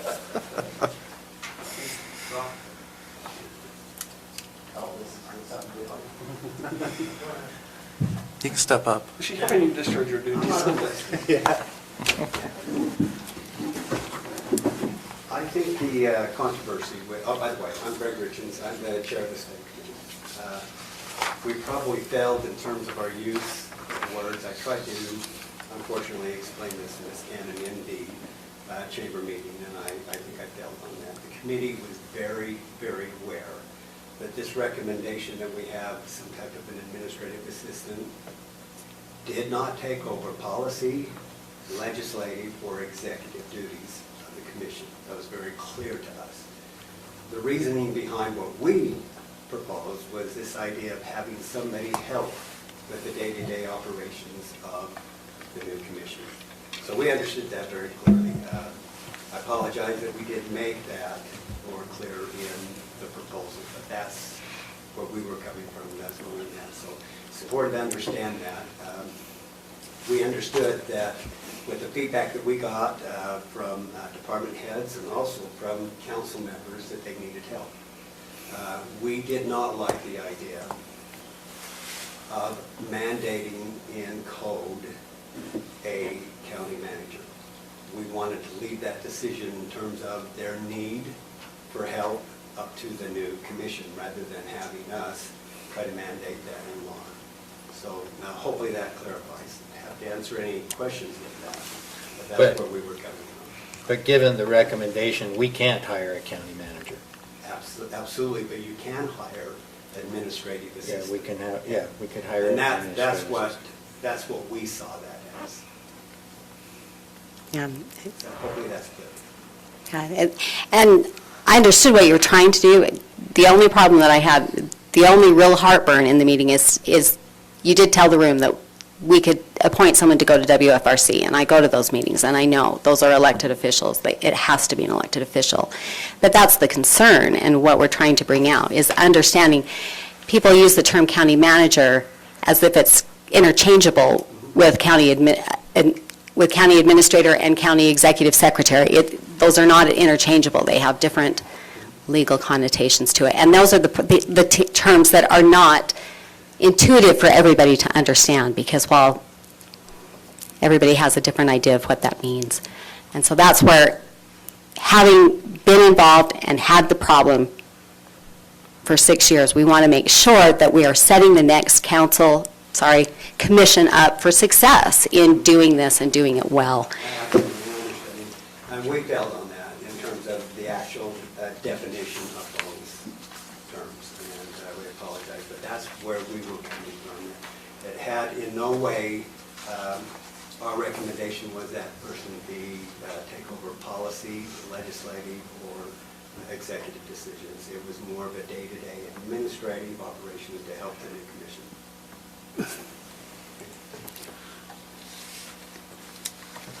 I don't know if you have more comments, but. Anyone else for the public hearing? Is there a Motion to go out of public hearing. Second it. All in favor? Aye. Okay. Further questions, comments? I'm happy to get you another draft that addresses the two issues that were brought to our attention, one by Member Newton about the commission being able to vote themselves raises and have that effective sooner than the next election cycle, and then a more clear definition of the term administrator. I'd like not just the definition of what they are, I'd like to know what function they can actually perform. Yeah, I think it needs to be I get linked. It's just it's a secretary. I can just tell you because the optional form of government, the optional forms of government included council administrator, and that is not the form that this committee chose. So if they wanted split authority like a mayor commission, like the city has, they could have chose that, and they swayed from that. So they had 2 or 3 different options. They could have an elected administrator or an appointed administrator. So one of the options this committee had was to appoint a council, and it could be an odd number, 3, 5, 7, or 9 member council, and allow that council to appoint their own administrator, or allow for that administrator to run in their own election. Those were options, because there's only like 4 options you can choose. So I consider that your administrator a manager. Yes. And that the all other a would have mayor. been. So are we talking the It would have same been. forms? We absolutely are. Okay. So because they chose a 5-member commission, period, they vested all authority in a 5-member commission, and they're saying you can have a secretary. Maybe we should call it a secretary. Or administrative assistant. Yeah. If something along that. Yeah. And so Yeah, that is. I don't mind calling it administrative assistant, but what, if I'm understanding you correctly, I'd just like to be clear on what they can and cannot do. I mean, for example, some of these meetings, if it has to be a commission member that attends, then fine. But for example, one of my portfolio assignments is the YCC. I can't imagine that requires a commission member to attend, although they're appointed to their board, so. Yeah, it would be in their bylaws. WFRC, it's in their bylaws, and So I if the just wanna be clear. bylaws require I that. mean, it may be useful to have an administrative assistant. But they could go take notes for you.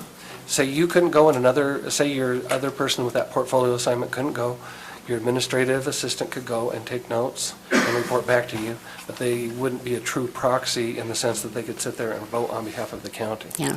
They just don't Well, have what the about authority. interaction with the other departments? Well, that's where we get into, you can get into problems because, I mean, the county hired a council administrator, and then county council members would go to the bank to talk to the bank about a development, and they would bring the county council administrator with them to the bank. And then eventually, the county council administrator went to the bank by themselves. And the bank, as far as they were concerned, was, this is the county person, because they were familiar with him, had meetings with him, and trusted him as a government agent, and then things went to pieces. So that, I think it's a good idea to define as clearly as possible what we could do, and I'm not going to just take a stab at that. I'll look at the code and make sure we're within the code, and get you another draft. Yeah, especially for the chair, I can understand, it is nice to have someone who is available during the workday to take the phone calls so that someone is actually here when the rest of us are out in our full-time positions. There is a need, in my mind, for someone who is actually representing us and able to take those phone calls and organize agenda items and so on and so forth. We lean on the county clerk for that. That's not necessarily, her job is to keep the minutes, not necessarily to take I know the minutes. I know the hearing's over. He was on your committee as well. Mr. London, if you decide anything. Sure. The very thing that you're talking about is what we spent hours and hours and hours talking about. And one of the documents you read there, that we'd like people to be able to run for this position without worrying about their jobs and their time.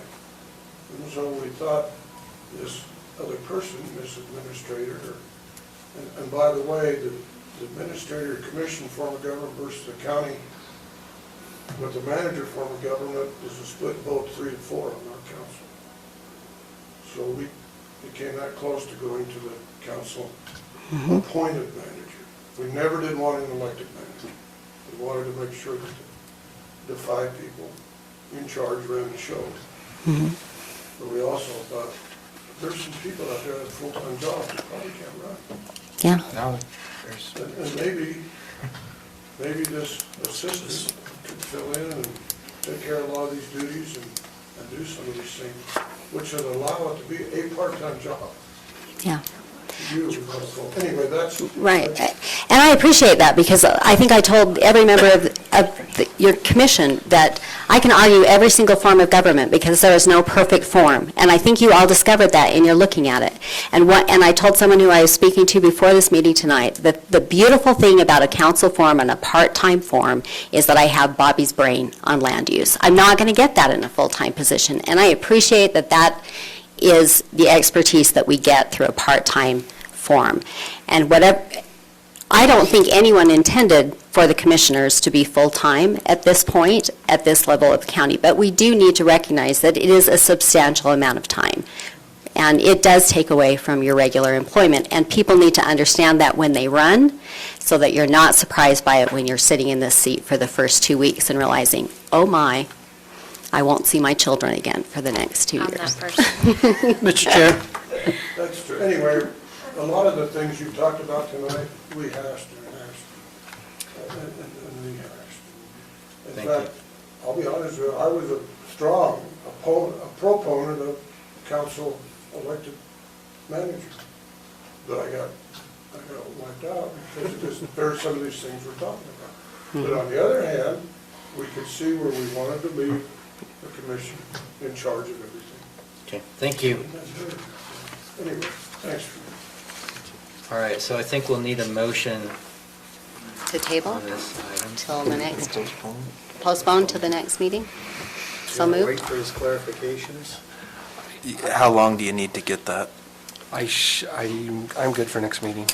I'm good for next meeting. How about if you don't put that kind of a time limit on it, and I will send you a draft before next meeting in time to get on the agenda?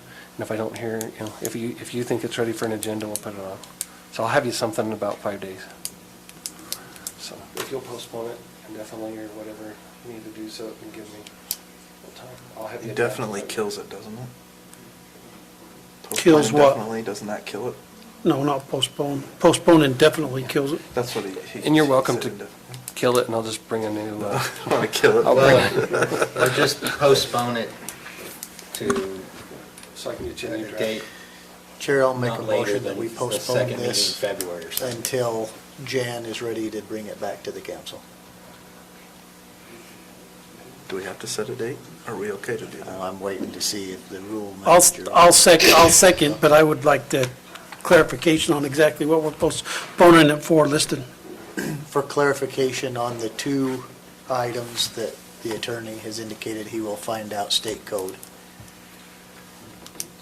Salary and administrative duties. Correct. Is there any other question in there that we need to be addressing? Well, I personally didn't understand that it was taking that other document and making something different, so I'd really like the chance to go through this side by side with that document and just make sure that I feel comfortable with the points that have been hit, so I would too. I think we all I would should. like to have it linked to state code where it needs to, so that we're not getting ourselves into the same. Well, Jen should be taking care of it. Well, this document, like I said, is just a smooth, workable draft that isn't bogged down with state code on every paragraph, because state code on every paragraph is in this document, which is still a good document from those folks. And so, if you read through it and want some clarification, send me a note, and we can consider that, but this is just kind of the abbreviated version without all the legal jargon and the state codes and stuff. It fully matches the recommendation. But as you read it, if you have specific things, let me know and we can work that out. All right. So you seconded subject to Yes. understanding there. Does your second stand? Yeah, we're good. Yeah. Any questions on the motion? All in favor? Aye. Any opposed? Thanks. Okay, our next item is a public hearing, discussion decision on an application by Northside Creek LLC, which requests a land use management code amendment to section 8-12-60-C, amendments to recorded subdivision plats, PRUD/PUD amendments, to include verbiage allowing the county council to approve additional building lots if requested on previously approved PRUD/PUD subdivisions. Lance? Good evening. The Planning Commission has had 2 meetings on this request. The initial proposal on this, the language, the proposed ordinance language, simply said that it was very brief and had one minor change that would the PRUD's name be increased or changed and amended by approval of the County Council. The Planning Commission had a good discussion about that, and we're concerned about the parameters of how much that seemed too open-ended to them.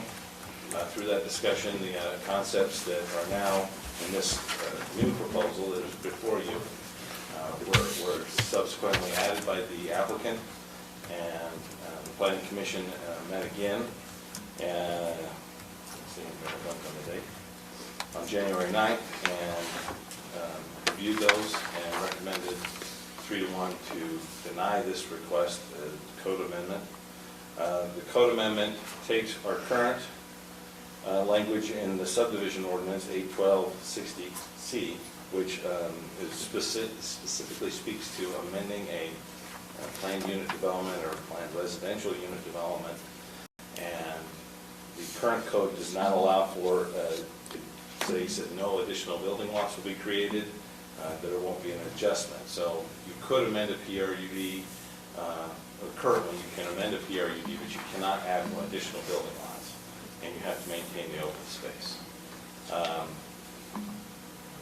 The proposal now includes that it may be amended if approved by the County Council, that it would require a public hearing, and that the bookends or the elements that were added to kind of put some limitations on what those amendments might be, was that it would have to include a demonstrated public benefit, and that it would not be more than a 15% increase in number of lots for the PRUD. So if you had 20 lots, you can add 15% onto that, but nothing more. And that it would have to be consistent with the future land use map of the general plan, so that not only, you could go in an agricultural area where you have 20-acre lots as the recommendation, you couldn't go below that. You could only add additional 20-acre type lots. The Planning Commission's discussion was just concerned, and they had a lot of discussion about if this was enough. They discussed what is a public benefit to great length. I've tried to research and find out what that definition could be and what parameters we could be. There's not a lot of other examples out there. I was comfortable with staff that it would be negotiated. It would be an application, if this amendment was passed as is, that the application would come into the council could look at it and say, yeah, that's a sufficient public benefit, we will allow for that. Obviously, there are difficulties with that. But that is kind of where that landed. In the end, the Planning Commission recommended denial 3-1 because they just felt like that PRUDs got flexibility when they were initially approved, and that we shouldn't go forward and those shouldn't be allowed to be changed, even with these parameters. And I know the applicants here would like to speak to you as well on this before the public hearing. But any questions? So Lance, even in a development agreement, we are able to do an amendment to a development agreement or make adjustments to a development agreement. Is a PRUD the only time we cannot make any kind of an amendment to an agreement? I believe so, yeah. Well, yes, but the development agreement amendment, and you can amend and change property, but you go through the public hearing process of rezoning. The development agreement requires a public process. This is short, this is just in the subdivision ordinance, so let's say, I have this existing 10-lot PRUD, I can do minor modifications just through the public meetings, and it's not public hearings, so it's a little bit of a process. So the recommendation here is requiring a public hearing. Right. So it seems like, So Prior- as proposed, it would be the same. If I can give a little bit of history on this. Please. Because I was on the planning commission when this came about. So I would say 4 or 5 years ago, I think you were there still, Roland, were you, when we did this?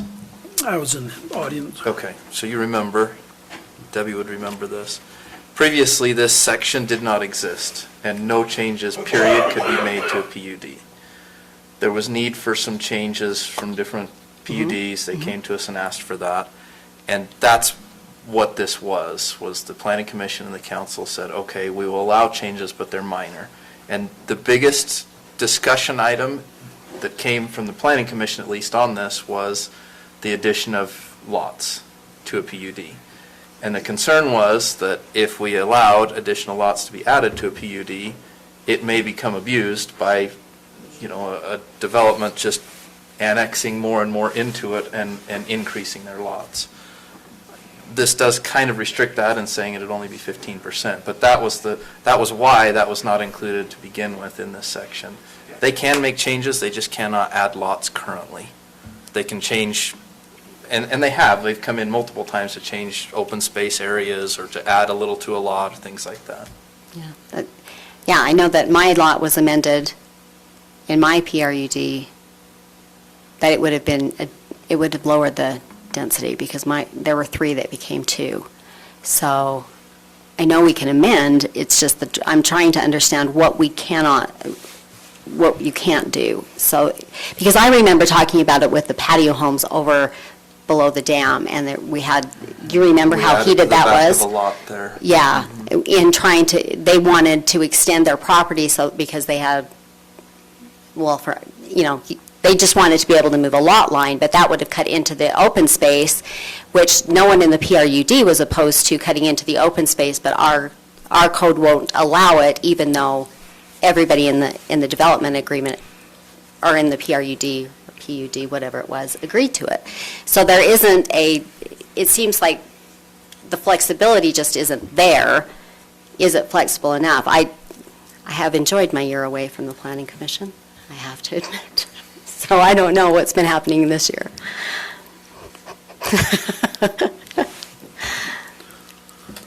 So, Mr. Chair, Lance and I had this discussion earlier today, so part of my concern, Lance mentions the county council, but the wording just says county. I want that defined as county council. But the other thing that Lance and I had a discussion about was define public benefit. Because if I put 10 foot of sidewalk from, one end of piece of sidewalk to another, I've improved and done a public benefit. I want that defined on exactly what they're going to have to do if we're going to entertain this. Well, I think that takes a crystal ball. Well, so I think it's as easy to define as public health, safety, and welfare. And we make those kinds of legislative decisions all of the time. And public benefit, we could do that. We could try to come up with some guidelines for what are appropriate public benefits or that would be recognized for purposes of making a modification like this. But and I don't have any objection personally to the county council, approved by the county council. I think that's what is intended there. And that puts it in the right forum for that kind of a determination of whether the benefits being offered by an applicant are sufficient to justify the increase in density. This limits the density increase by 15, it has two limits. One is 15%, and then what it also says is that the overall density of the project can't exceed the proposed density set forth in the general plan, which means that its density in the project is no greater than what the property could be zoned for pursuant to and consistent with the general plan, even with the increase. And so from my perspective, the restraints that have been suggested with respect to this put some pretty significant parameters and limits on it. I don't think, I question the validity and legality of an ordinance that limits the county council's ability to consider an application and act upon it. And I don't think, even if it survived a challenge to the legality, I wonder about the practical reality of that. And why does this council say to the council that, or the commission that will be sitting in 2021, we don't trust you to make legislative decisions with respect to applications on a PUD or PRUD or another zoning amendment. And so we're going to put into our zoning text a purported limitation on your ability. And that's kind of the way I view the current code. I don't think that that's appropriate, and I think any applicant ought to be able to come before the county council, make a presentation, and if it's persuasive, and the county council says, yes, we believe that's a public benefit, and we think it's sufficient to justify you getting an additional lot or 2 or 5 or 10, depending on how big the project is, and it's consistent with the general plan and what's indicated for the density allowed in that area, that's not bothersome to me. So where I disagree is the fact that that's in almost every case that I'm aware of with PRUDs, is that they already received additional density above and beyond what the general plan was saying in order, because they did the PRUD and because of the different things they did, they received that additional density already. Now we're saying, oh, we'll go ahead and give you some more building lots if you want. You just have to make it look like you're doing something good for the county. That's what I disagree with. I don't, well, and according to the text that's been proposed, if they in fact maximized their density under the general plan, land use element of the general plan, they wouldn't be able to ask for additional lots. So I guess there are circumstances, Northside Creek believes they have one, or they wouldn't make this application, where the density that they received does not maximize the density allowed pursuant to the general plan. There may be other circumstances where the opposite's true, that they exceeded what's allowed under the general plan, or they maximized it. And so this would only give them the opportunity if they have not fully utilized what's allowed under the general plan. That's what this requirement. I'm just trying to understand why Number anybody 6. would do a PRUD if they didn't maximize it, because that was the whole point of the PRUD. We're talking general plan and zones, right? The zoning map, which could be different than the general plan, the future land use map.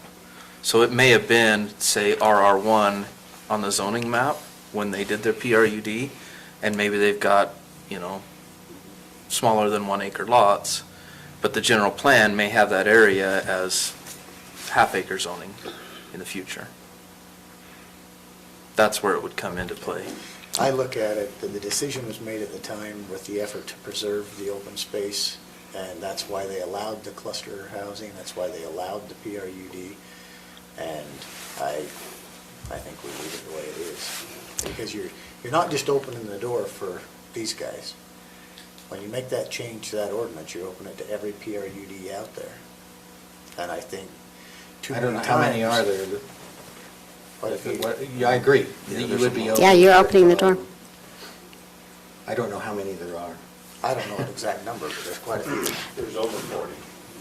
That's where stuff came. But so just so I'm understanding it right, because if, I live in one, but if you had 67 lots that are zoned and you're in a 1 acre zone, and the whole plat for your development is 100 acres, then you've underzoned based on where you're at that, and you would be able to add up to a 15% density on this. If you had 67 acres and you have 67 units in there, including your open space, you would not be able to adjust up. Is that how it's written? That's what I believe this is. So based on, because I can see the circumstances where people under densified based on topography or based on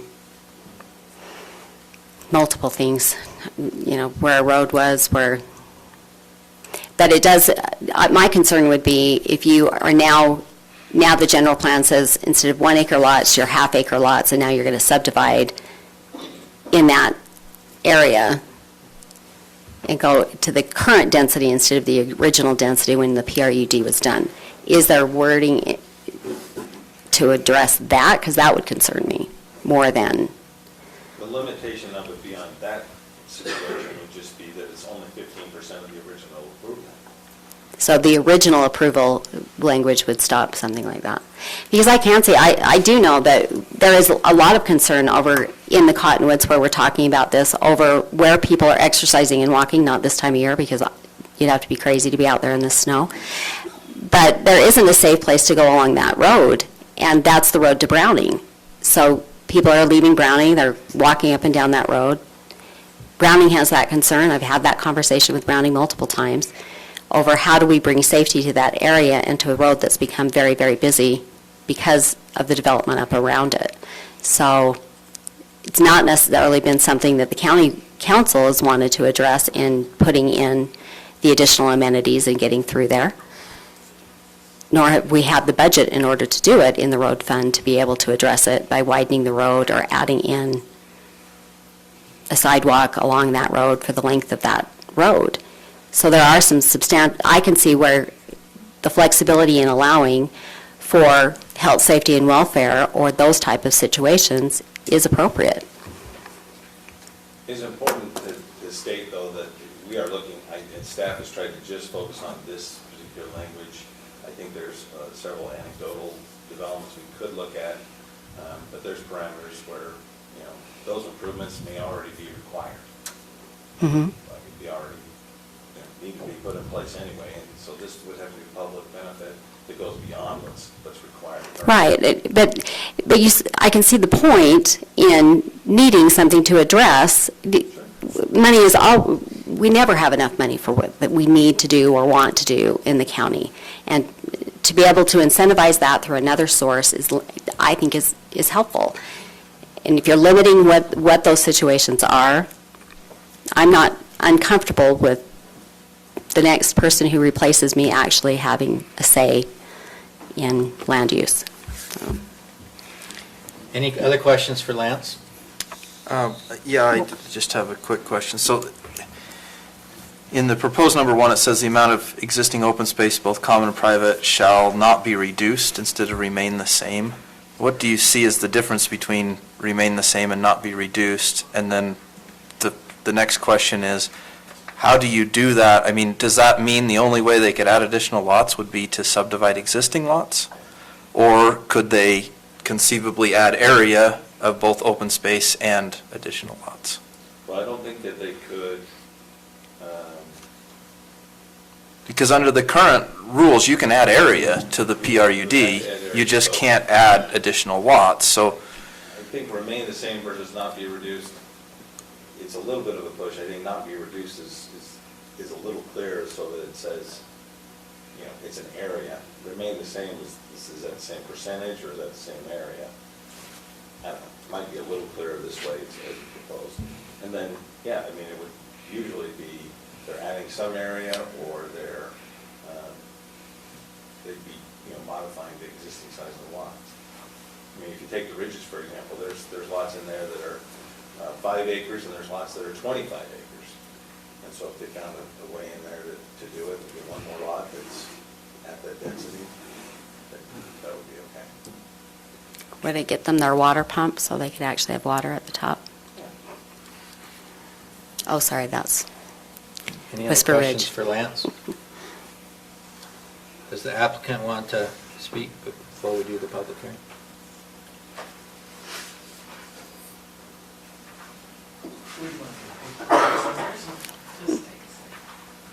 Guy hasn't met a microphone, he doesn't talk. Skylar Gardner, the representative for the applicant, Northside Creek LLC. I think you've covered many of the main points in the discussion. We're proposing an amendment to the code because we are unable to make an application to even be considered by the council. So we would like an amendment to the code to make that application. In our mind, there are two routes. We can start at square one with this subdivision area that has a general plan and future land use map identified, and we can rezone the property, and we can do a whole new subdivision application in that route. Or we already have an existing PRUD with 22 properties, or 22 lots approved. We would like to make an amendment to that. And in receiving feedback from the commission, as Lance described, we've included a few more details to try to limit some of the proposals that you might see from other PRUDs in the area. The only other comment that I would make after the commission was on item number 5. Additional building lots may be created if the application, and I put in the words, includes a public improvement which demonstrates a public benefit. So a lot of the discussion hinged on what are the public improvements, how do we define them. We started to list those. There's sidewalks, there's street lights, there's road widening, there's crosswalks, the list really could go on and on. There's, improving park areas. But to leave a little bit of flexibility for the staff to review an application and then the council to decide on it, we didn't go through and list all of those potential public improvements that would demonstrate a public benefit.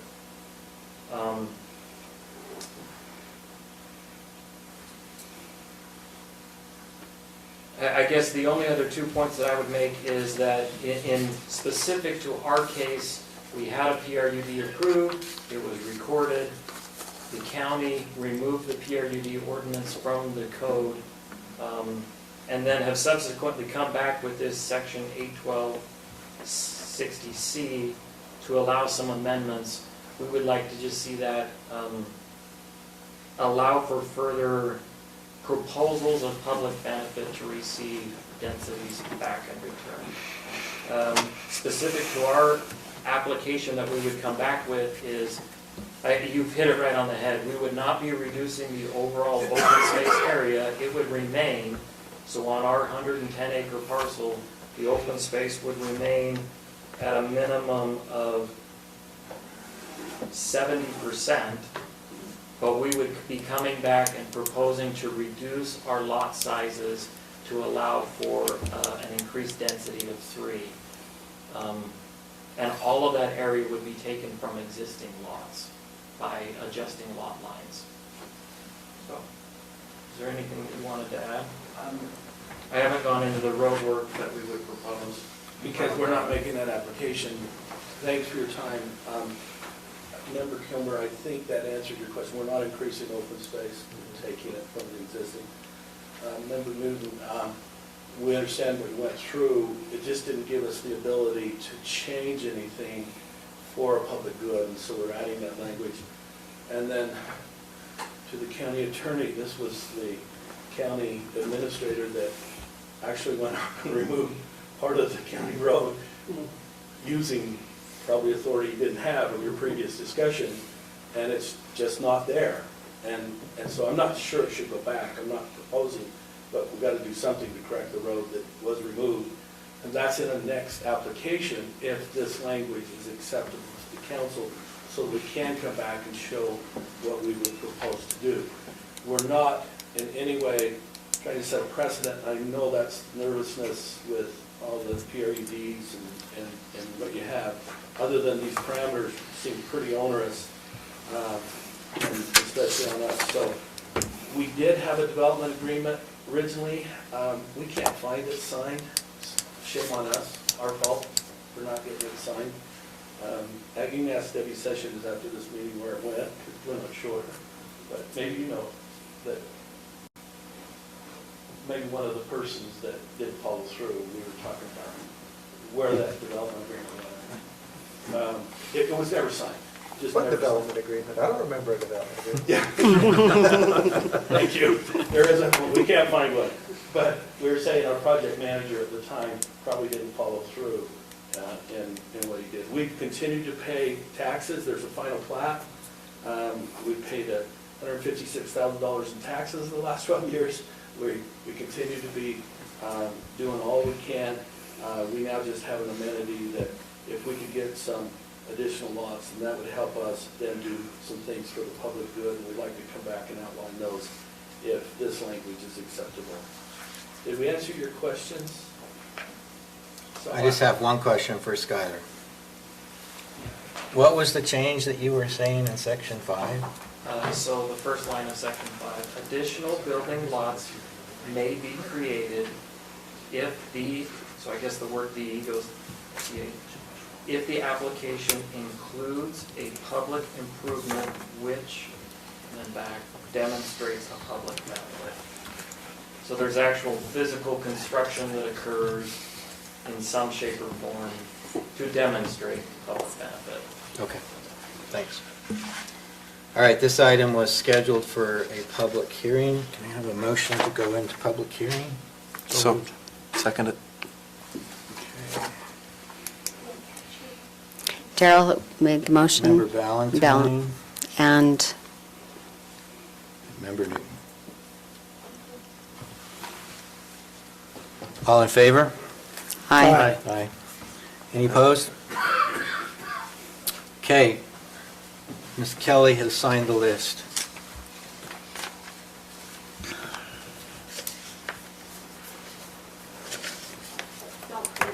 I was just gonna say, do you want me to time you? I can unplug it if you want. I have that power now. Don't It's the authority, touch the it's clock. power. I spoke to the planning commission, and I'm here to speak to you, Tina Kelly from Mountain Green.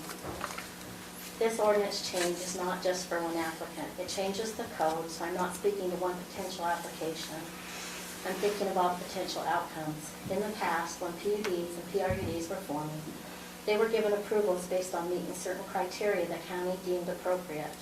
At one time, there was a formula that was followed, but then the term exaction was brought up and that formula was taken out. The developers were allowed to build more homes or condense where they built if they provided open space for amenities. They were able to build private roads and road standards. Then, as I do now, I was sitting in the back room. There's only one other person who's sat in the back of the room longer than me, and she's here.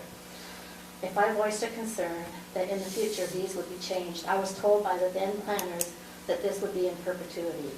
I was skeptical because people have short memories and developers will always want more concessions. While the language in this ordinance keeps the open space intact, it allows a development to add lots to an existing PRUD, which would increase the density and decrease lot size since the open space cannot be decreased. And the developer can do this if they provide something of value, a public benefit to the county. To me, that is arbitrary.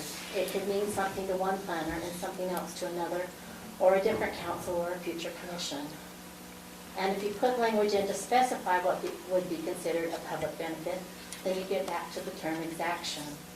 The applicant's representative argues that they're stuck, unable to do anything because the council removed the PRUD ordinance, and when they changed to make some allowances to the existing PRUDs, they didn't address this issue. I believe that's not true. They can do something using the subdivision code, which has been done already at least once, I believe. They can rezone, they can follow the rezone in the subdivision ordinance. Their hands are not tied. I hope you will follow the recommendations of the Planning Commission, because at the time, as Member Kilmer was stating, and we may disagree, but as Member Kilmer was stating, there were concessions given that they were using the zone that was in place at the time. Not the future land use map, they weren't looking at that, but they were using the current zone to get so that they wouldn't have to go through a rezone application to get the things in place that they wanted to do to make it profitable for them at the time. And I'm hoping that you'll hold them to that, not just this applicant, but all of the PRD and PUD applications. I think you've made enough concessions with the changes that you made. They're not stuck, they can move forward. One other thing, public benefit, that road needs to be corrected. If there needs to be something fixed, the county should be fixing it, the county should be doing that. We shouldn't be asking a developer, we shouldn't be selling out, as I would think, to a developer. If you do this for us, then we'll do this for you. Sorry, thank you for your time. Anyone else that would like to address the council as part of the public hearing? Okay, thanks, Tina. Motion to go out of public hearing. So moved. I'll second it. Member Newton seconded. All in favor? Aye. Aye. Any opposed? Okay, Mr. Chair. discussion? So I think that number 6, and Skylar mentioned this, if you meet criteria number 6, you have a way out, and that is to rezone. Am I incorrect in thinking that? You would have the ability to, You yeah, would you have would the have ability the to- ability to make an application. To request a the rezone. property. And that would be subject to legislative discretion, just like this would be. Yeah. It's happened before while I've been on the council, so. Yeah. So, Roland, did you have something you had said? Yeah, I want to make a motion to follow recommendations of the planning commission, deny the recommendation, based on the recommendations of the county, the planning commission, and we do not have a definite definition on public benefit. Second. Okay, motion and second by Mr. Kilmer, motion by Mr. Haslam. And so- Any questions on the motion? Well, yeah, so if you look in going through this, and the only reason is because it has Northside Creek LLC on it. If you go back to the original development agreement that was never recorded, they have 108 acres. There's given a bonus density of 10%, 2 units. And that was granted because they were going to do an exchange for an airport fence and trail. And as Tina Kelly mentioned, when they done the PRUDs, they already took into consideration the density, the area, the zoning that was there, and that's what the PRUD was based upon. I just think if we approve something like this, we are opening a door that we will never get stopped. Any other questions or discussion on the motion? So, motion to deny on the basis of the recommendation of the planning commission. All in favor? Aye. Okay, so that was Haslam, Member Kilmer, Member Swan. I heard yours. Member Ballantyne. Tina? I'm a nay on that one. I think we should allow future councils to be able to decide based on public good. I'm a nay as well. Motion carries.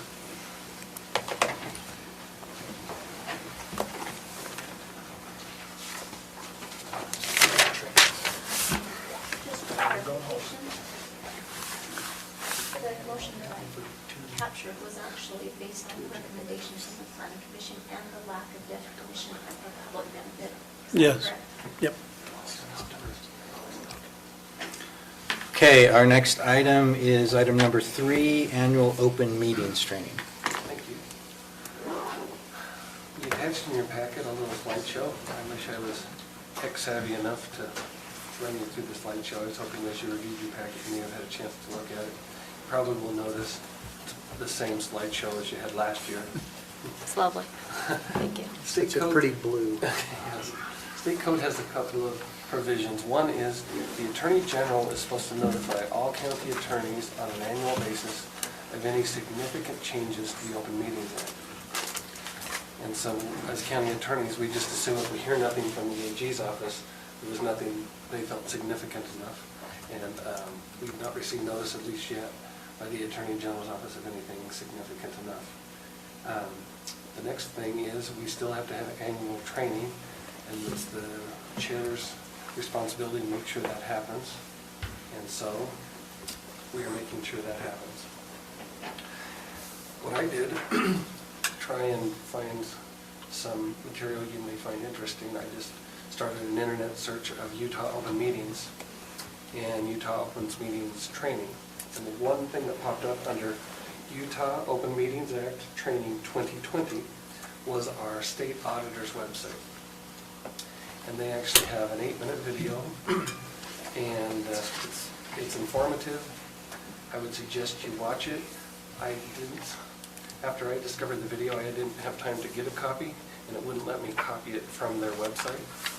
But if you go to the state auditor's website, under open meetings, it has a very informative little slideshow and then a little quiz at the end, and they'll email you a certificate of completion when you're done. And so maybe at a later time that will be made available to where I can just come play that little clip for you. But I know Where's that again? It's on the state auditor's website. Is that- Open and Public Meetings Act Training, and it's on Utah State Auditor's website. That's the same Okay. one the Planning Commission uses, right? This Am I video is right? brand new. Yeah. This video is for 2020. Oh, But okay. it may be. Same Yeah, it probably is. idea. Yep, yes. Okay. And then this one that I sent you is, I believe, from the Lieutenant Governor's office. We all know the public policy behind this is we're doing the people's business. So it's not our business, and that goes the same for all elected officials, not just the county council. But since you're the ones who mostly hold the public meetings, I guess just a reminder that you're doing the people's business, and so as much as possible, the people should be invited to hear that. I have a little routine before each council meeting. I will come in, and usually this door is shut, and I will go over and open that door, because a broad meaning of an open meeting is it should be inviting, and no one should, we wouldn't want a person to show up, see the door closed, and think, I don't want to interrupt, or maybe I shouldn't go in there. So we always try and keep the doors open, so it's literally an open meeting. And then there's a few reasons when we can close those meetings. I would suggest we shouldn't be trying to find those reasons. I mean, sometimes it's obvious. If we're doing a possible purchase of land, we need to close the meeting so someone doesn't run out and buy their land out from under us. If we're talking about the character of an individual, you can hold a closed session. You would never invite that individual into the closed session, though, because the reason for the closed session is basically to talk privately behind someone's back about what you need to do. And so this council hasn't had that issue, but years and years and years ago, some counties would have a closed session and then bring the employee in and have it kind of like a employer meeting. That's not appropriate for a closed session.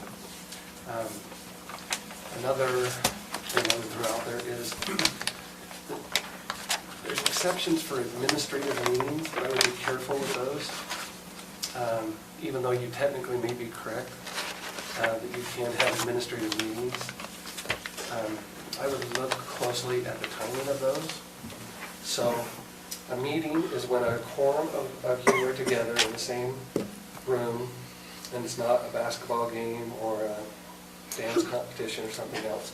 You're doing the people's business, and there's a majority of you in the room. And so those are noticed with at least 24 hours notice, and they're supposed to be noticed with as much detail as possible so that a person could read the newspaper or read the state's website and see exactly what you're going to be voting on. So I would never feel like you need to keep it really brief on your agenda. I think you did a pretty good job. But Northside Creek LLC requests a land use management code amendment. I think that's good, because that is detail, and the citizens who are interested in that would know to come here. The Open Meetings Act is supposed to be enforced by the Attorney General and/or the county attorneys. And they have just basically fully delegated that to county attorneys, since we're the ones who are usually in these meetings. And so my suggestion is, if you have a public meeting, say at 5:30, if you show up at 5 and sit as a council in here and close the doors and don't allow the county attorney in and don't allow your records clerk in, that's a closed meeting. We really don't know what's said in it. It's not being recorded, so we have to take your word for it. But if you were to have one of those meetings and you didn't keep it exactly in line with administrative meeting, you actually would be committing a criminal offense.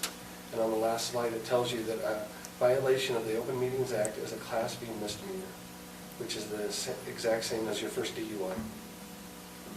So any one of us would be very embarrassed if we were a government official and we got a DUI. And, it could ruin your life. So I'm just suggesting we should take open meetings just as seriously as we would drinking and driving. Don't ever hold meetings that will be questionable or that will allow the citizens to walk out of here and go, what were they talking about? Was that a legal meeting? Maybe it was. Why weren't you in there? And so that would be my one point that I would really want to emphasize is, let's just do things in the open unless it's a very narrow exception. It needs to be a closed meeting. There's other days you can have administrative meetings, and I just think when you put it at the front or the end of a meeting like this, it opens you up for the allegations that you've held an illegal meeting. I don't ever want to have to do one of those investigations, but if a citizen came in and complained and said, I believe an illegal meeting was held, an illegal closed meeting, I or the Attorney General would have to do an investigation. We'd have to interview everyone who was in the meeting and find out exactly what was talked about and then make a decision. So I'm not in any way threatening you. I'm just telling you this is part of the training, and it was important enough to make the slideshow that I attached, which was created by the Attorney General's office and the Lieutenant Governor's office.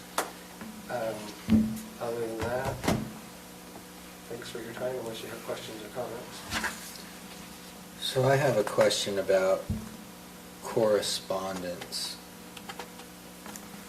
among the council members.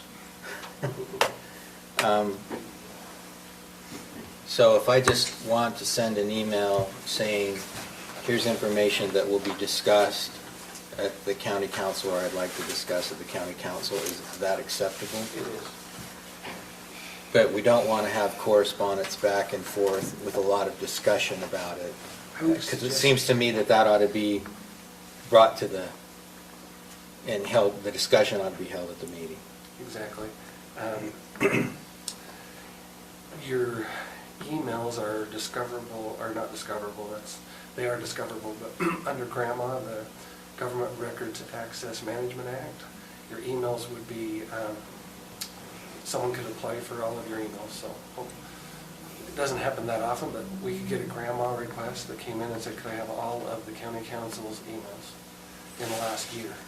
So what's our retention policy with respect to the emails that are on the county's email system? Well, the state archives has that rule, and our IT has our system set up to do that. Because they're electronically stored, I don't know that off the top of my head, but it's years, like years. And so as long as it can be stored. So are my deleted emails stored? Probably. And I expect they are. I just want to make sure, because I delete, like, the Yes, people they that are. send me the drone stuff. I delete it. I try to clean up the inbox. Every email that comes in, Jeremy stores. The county has the ability, though, to allow the user to distinguish whether that email is business-related or personal in nature. And it is up to the user, if the county adopts that, to then decide, and if they delete it at that point, then it would be deleted. I know this because we just passed Or the you same could policy delete and went a through. personal email that was sent to your. Correct, but Jeremy may be storing, you'd have to actually put in place the policy that says, we allow the user to decide on retention. So like for Weber County now, we decide if it's business related, it's our responsibility to keep that email and to save it. Once you delete it, it's gone. And state legislature people are the same way, they have the same, and that's where that came from Weaver County, and why we're in the process of adopting that. Because we're storing just tons of emails, it's to a point, it becomes ridiculous, so. We don't have that policy. No, and sorry, I was just Yeah, meaning, yeah. you are able to. Just so you know, your emails right now would be, we would have to turn them over. Now, we can charge a copy fee. If we copy them, we can charge for personnel to do that. And so, and most citizens don't do that, but trust me, there are those who do, that when they do, we have to turn the request over to IT, and he goes to the last backup, and even if they're deleted, they're discoverable. So I say that just to tell you, be careful what you email back and forth. And I think that was probably the chairman's point in bringing this question up anyway, is we really should be having the discussions in public, in the sunshine, rather than back and forth on the internet, because even if we think we're being private, we're really not being private if someone were to ask that. So I know on one occasion during a public hearing, a member of the public texted me a comment. And I just decided, no, if you're going to make a public comment, you have to stand up and and state the public comment. But, I mean, I don't think that it's appropriate to receive comments vis-a-vis text. Or is it better to say, I've received a text, and I want to put it into the public record? If they don't want anybody but you to know how they feel, I guess that's their prerogative, but you don't have to reach out to consider you it privately. Yeah. personally. Okay. All other council members would only be able to consider if they heard, if Right. they got the text, so yeah. So maybe, but I think you're good, either text them back and say, I can share it, or you can stand up and make a 2 comment. years, by the way. Is that what the, Obviously, our Jeremy's practice is? listening to the meeting. 2 years, okay. Oh, and then now with us recording the meetings, the minutes are the official record of the meeting, but the recordings probably are going to be there forever because they're on YouTube. And so, if you've ever watched a meeting, the sound starts either right on time or a few minutes early, and then sometimes it ends a few minutes early.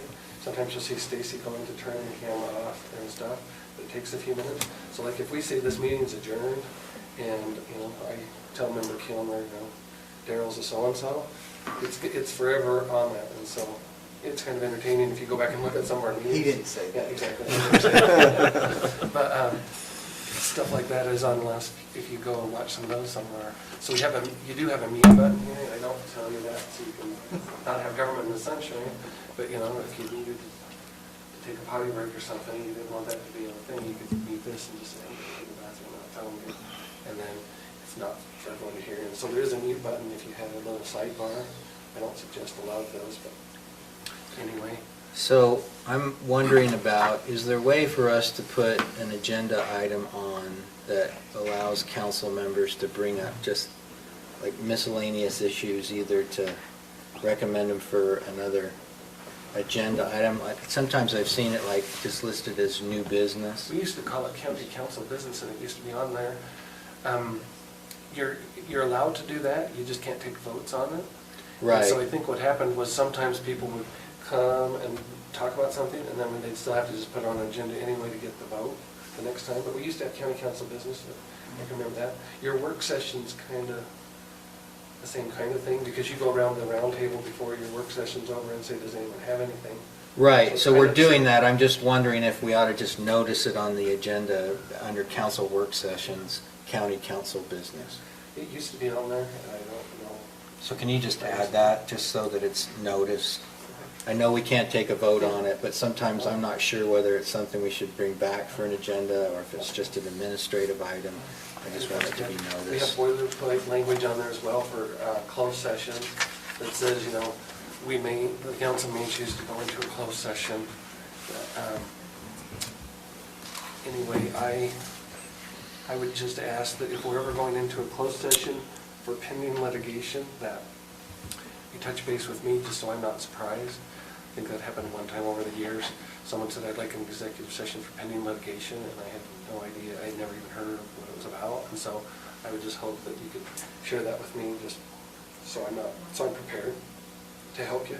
So it hasn't been a recent problem. But my other observation is I would use as few closed sessions as possible, just because every time we go into closed session, it just brings a little more suspicion to why do these people always have to have these closed sessions? Are they really having that much, trouble with their employees? Because- Some jurisdictions, it's a standing agenda Yeah, item. some it is. So in our county, 90% of the employees are under an elected official. So you only have 10% of the employees that you would ever really be talking about their character, because everyone else is under an elected official, and you rarely would talk about them. So unless it's someone at the library, Lance's office, or the fire station, that's your, Public Works, so that's your 20 folks. And I'm not saying you do it too much, I'm just saying, if it can be handled without that, I would just say, do it as little as possible.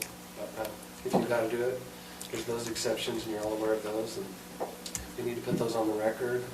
And I think you do a fine job with that. And I feel like when you go into closed session, I think you stay where you need to be and don't wander far off of that. So I'm not criticizing that part. I would just suggest, if at all possible, to handle it without, let's do, and then just be as open as possible in our deliberations and meetings. So let's just stop your slides. So. Okay, one more question, I'm sorry. Sure, no, I know that. Well, it's not it's kind of a question/request. Tina Kelly, at part of the public comment, indicated that our packet materials are not available and posted online. There's no and I understand that there used to be check requests and stuff that we didn't want to have as part of the public record, but we don't do that any longer. Is there any problem with having the packet materials included with the posting of the agenda? There's no rule against it, and I don't want to give you advice opposite of what I just told you to do, which is government in the sunshine, but just if there's a land use question on the agenda and 20 people from Trappers Point subdivision have sent in letters that says, this is a bad idea, this is bad for our subdivision, and you have 10 letters, those become part of the packet. And so when you put the packet out there, those emails that they might have thought they were just sending to Lance or they were just sending to the county council would be part of the packet. And so, not to say that the packet wouldn't have to be turned over if someone did a grandma request, because it's not private, so you would have to turn it over if they did a grandma request. So, with my open meetings hat on, I'd say, yeah, there's no problem, just let the public know everything you know. The other side is, the public can be more prepared than some of us are if they have it 2 weeks early and give you more time for. We've done it both ways, and there's pros and cons on both. I mean, if I receive a letter and I'm being asked to consider it as part of my evaluation of the matter, it probably should be part of the public record. And that's fine with me.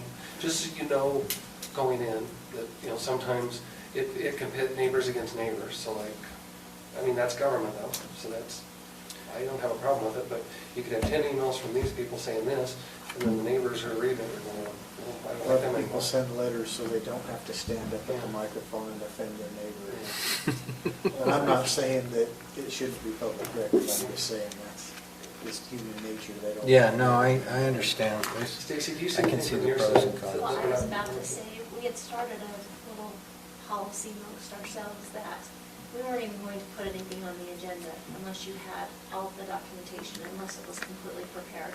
And at one point, I was even instructed, if there's nothing there, either don't put it on or take it off. And if that was the case for tonight, we'd be taking things off the agenda, and I wouldn't have a packet. So, perhaps we need to come up with a more formal agenda process. On Tuesday, is that the go day? And if I don't have, documentation, am I taking it off? And if you're not formally filling out request forms, is it not going on? What do you want as a chairman for your agenda? But as far as releasing that information, once that packet is created, do you have any issues with that? Do I have issues with what's being released? Yeah. Posting the packet. I don't, but again, is it a complete packet? Is that what you want? Are you adding things afterwards? Because as soon as Stacy emails you the packet on Thursday before she leaves, or the next Tuesday, she could email it to Jeremy and he can put it on the website with if that's the policy decision you choose to make. There's no rule against that. So think about, what tonight's packet was, and you've already taken something off. Would that have been something you wanted posted? Yeah, there are pros and cons. I go back and forth on it because there are some things that I don't have any problem with being out there, but there are things that probably shouldn't be. And that would have to be a decision made somewhere in that process where it's a request that this not be included in the packet for our consideration before we go public with it. There are times where you don't necessarily want the terms of a contract out before you decide on a contract. So I think no matter what we do, we should be flexible with it because I don't have a problem with pretty much anything that was in tonight's, but that doesn't mean that will always be the case. And since you mentioned contracts, contracts are not something that will get us in a closed session unless they involve real estate. And so just a contract is just supposed to be public. That was something I had no notes to mention, so. Well, I don't think it's my decision unilaterally to tell Stacy what to post or not post, so I'm interested in what the preference of the council is. My view is post the materials that are sent out in the packet, but I'm willing to be overridden if that's the consensus. I think it needs to be in the packet, whether or not it can be there at noon on Tuesday. A lot of times you get stuff that's a rush item, and so you get it on the agenda while you're still waiting for that entity to get the documentation to you. And so getting it there by Thursday sometimes is even still a challenge, but that's better than having to get it there for Tuesday. We're only meeting every 2 weeks, and sometimes you have a bigger, depending on the month, you might have 3 or 4 weeks, or 3 weeks in between. I think you have to have a little bit of flexibility in getting the backup stuff. No, I agree with that, and I think we're supposed to submit it by Tuesday at noon for the agenda, and Thursday at what time for the materials? In the morning. My view is if she then sent us a packet and it was posted, those materials are available. If there's new items added to the record, then those ought to be made, we ought to indicate that they're being added as part of the public meeting. So if you received a letter from another owner in the neighborhood during, between Thursday and the Tuesday of the hearing, they can, and they want it included in the public record, then we could indicate we've received another letter that was not in the packet. I'm fine with posting the packet, making it available. I think public education is one of the biggest issues we have. People come in and make public comment, and it's obvious that a good share of people that make public comment have no idea what they're commenting on. So if we can make it available, great. I don't have an issue with that, I guess. And maybe part of that is informing people if they send an email in to us, I guess we can ask them, do you want this part of the public? Is this just intended for me, or is this supposed to be public? And if so, I'm going to make it part of the packet. And if not, I'll keep it for myself. I'm good with that as long as we leave the ability to make a request, hey, can this not go out in the packet this time, based on these items? Contracts or whatever, sure. Based on these items. And I think the majority of what we do should be out there, with rare exception, I should say, but there are always exceptions. Any objections to that? Okay. Let's proceed in that way. All right, our final agenda, thank you, Jen, for the training. My pleasure. Jeremy texted me and said it's not a problem for him to update things on the website in just a split second. So he's saying if he gets the packet, he can upload it like that. It's no bother to him. So. Okay. Okay, so on that. Item number 5? Yeah, on item number 5. So in the great fun that was that day, I haven't ever seen them. So the copies so backing up, sorry. Let me read our item.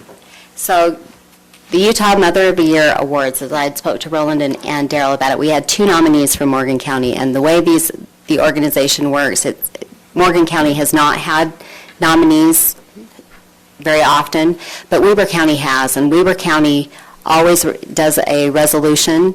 So what they did is Davis County, Salt Lake County, and Morgan County borrowed their resolution to create from the portfolios, and Utah County doesn't when they do theirs. but I didn't print it, and I wasn't overreading it, so I didn't keep it. And I've been trying to find it now for a week, and nobody has. So I have the one for Carolee Stokes. And I'm trying really hard to find the other one. So we just copied it, what Weber County does, and take their portfolio. And it's a symbolic thing, there's nothing really attached to it. It just takes their portfolio and puts it in a resolution form. And we honor mothers. We had 2 incredible women nominated through the nomination process, which doesn't have anything to do with the county in anywhere. And we recognize their contributions to society. So I'm sorry, I'm still trying to find what we read that night. So they were drafted as resolutions. I read one of them, and it was a resolution of the county council with respect to Carolee Stokes. She was Mother of the Year in Mountain Green, correct? I'm not sure. Now I can't remember who got Morgan, who got Mountain Green. The other nominee was, what was her name? Donna Ross. It's Gary Ross's wife, Donna. Was the Mother of the Year for Morgan County. And so I just thought, since we identified them as resolutions, it would be good to have the council ratify those proclamations. I guess they weren't resolutions, So we can, proclamations. I'll keep trying to find it, or re-putting it back together, so that we can, if we can table this item and talk about it next time, because I apologize. I frankly would like I would like the proclamation to be put on formal Morgan County letterhead and to have it be signed. Yeah. And so that they can have it, and frankly, it would be nice to put it in a plaque for them. Yeah, that's what It's a Darrell did with significant mine, and recognition, I it's think what Weber does. It was important. They were delightful women who do wonderful things, and if we have those kind of nominations, I think we ought to do that. So for all nominations like that? So- Mothers of the Year, Fathers Only of the mothers? Years, That's the only one you're gonna Children of recognize the as Year. mothers? Can you get Children of the Year? Yeah. I don't know. You just have to find the organization. So I should have put in the packet the background. So American Mothers Association has been in place since 1935. They've been the official sponsor of Mother's Day for the United States. So you can go out on AmericanMothers.org, and you can find all of the national nominees. Utah Mothers Association has done, every state sends in a nominee, and the person that was chosen that night represents the state of Utah in Washington, D.C. for the national convention. They're honored. The state of Utah formalizes that recognition and reads the resolution. So I find it a little, it's not an organization that came about yesterday or the day before. They've been around for a long time. They do incredible work, and they spend a lot of time and effort to recognize the good that's done in our communities through mothers. And these were incredible women who've done a lot through the foster care programs and deserve the recognition. I'd like to be able to send it back through and then have us formally invite them to a meeting and present that type of a plaque. That's how the other counties have done it. I think it's All right, well, nice. make your motion, let's go. Right now, I'd like to table it until we can do those items we're discussing. Postpone it. So, you're the expert on Just till the next meeting? yeah, till the next meeting. Okay, Mr. Okay. Chair, I make a motion that we postpone item number 5 to our next meeting on February 4th. Second.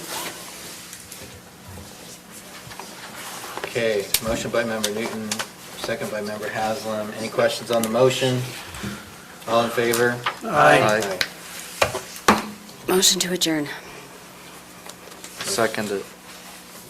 Oh.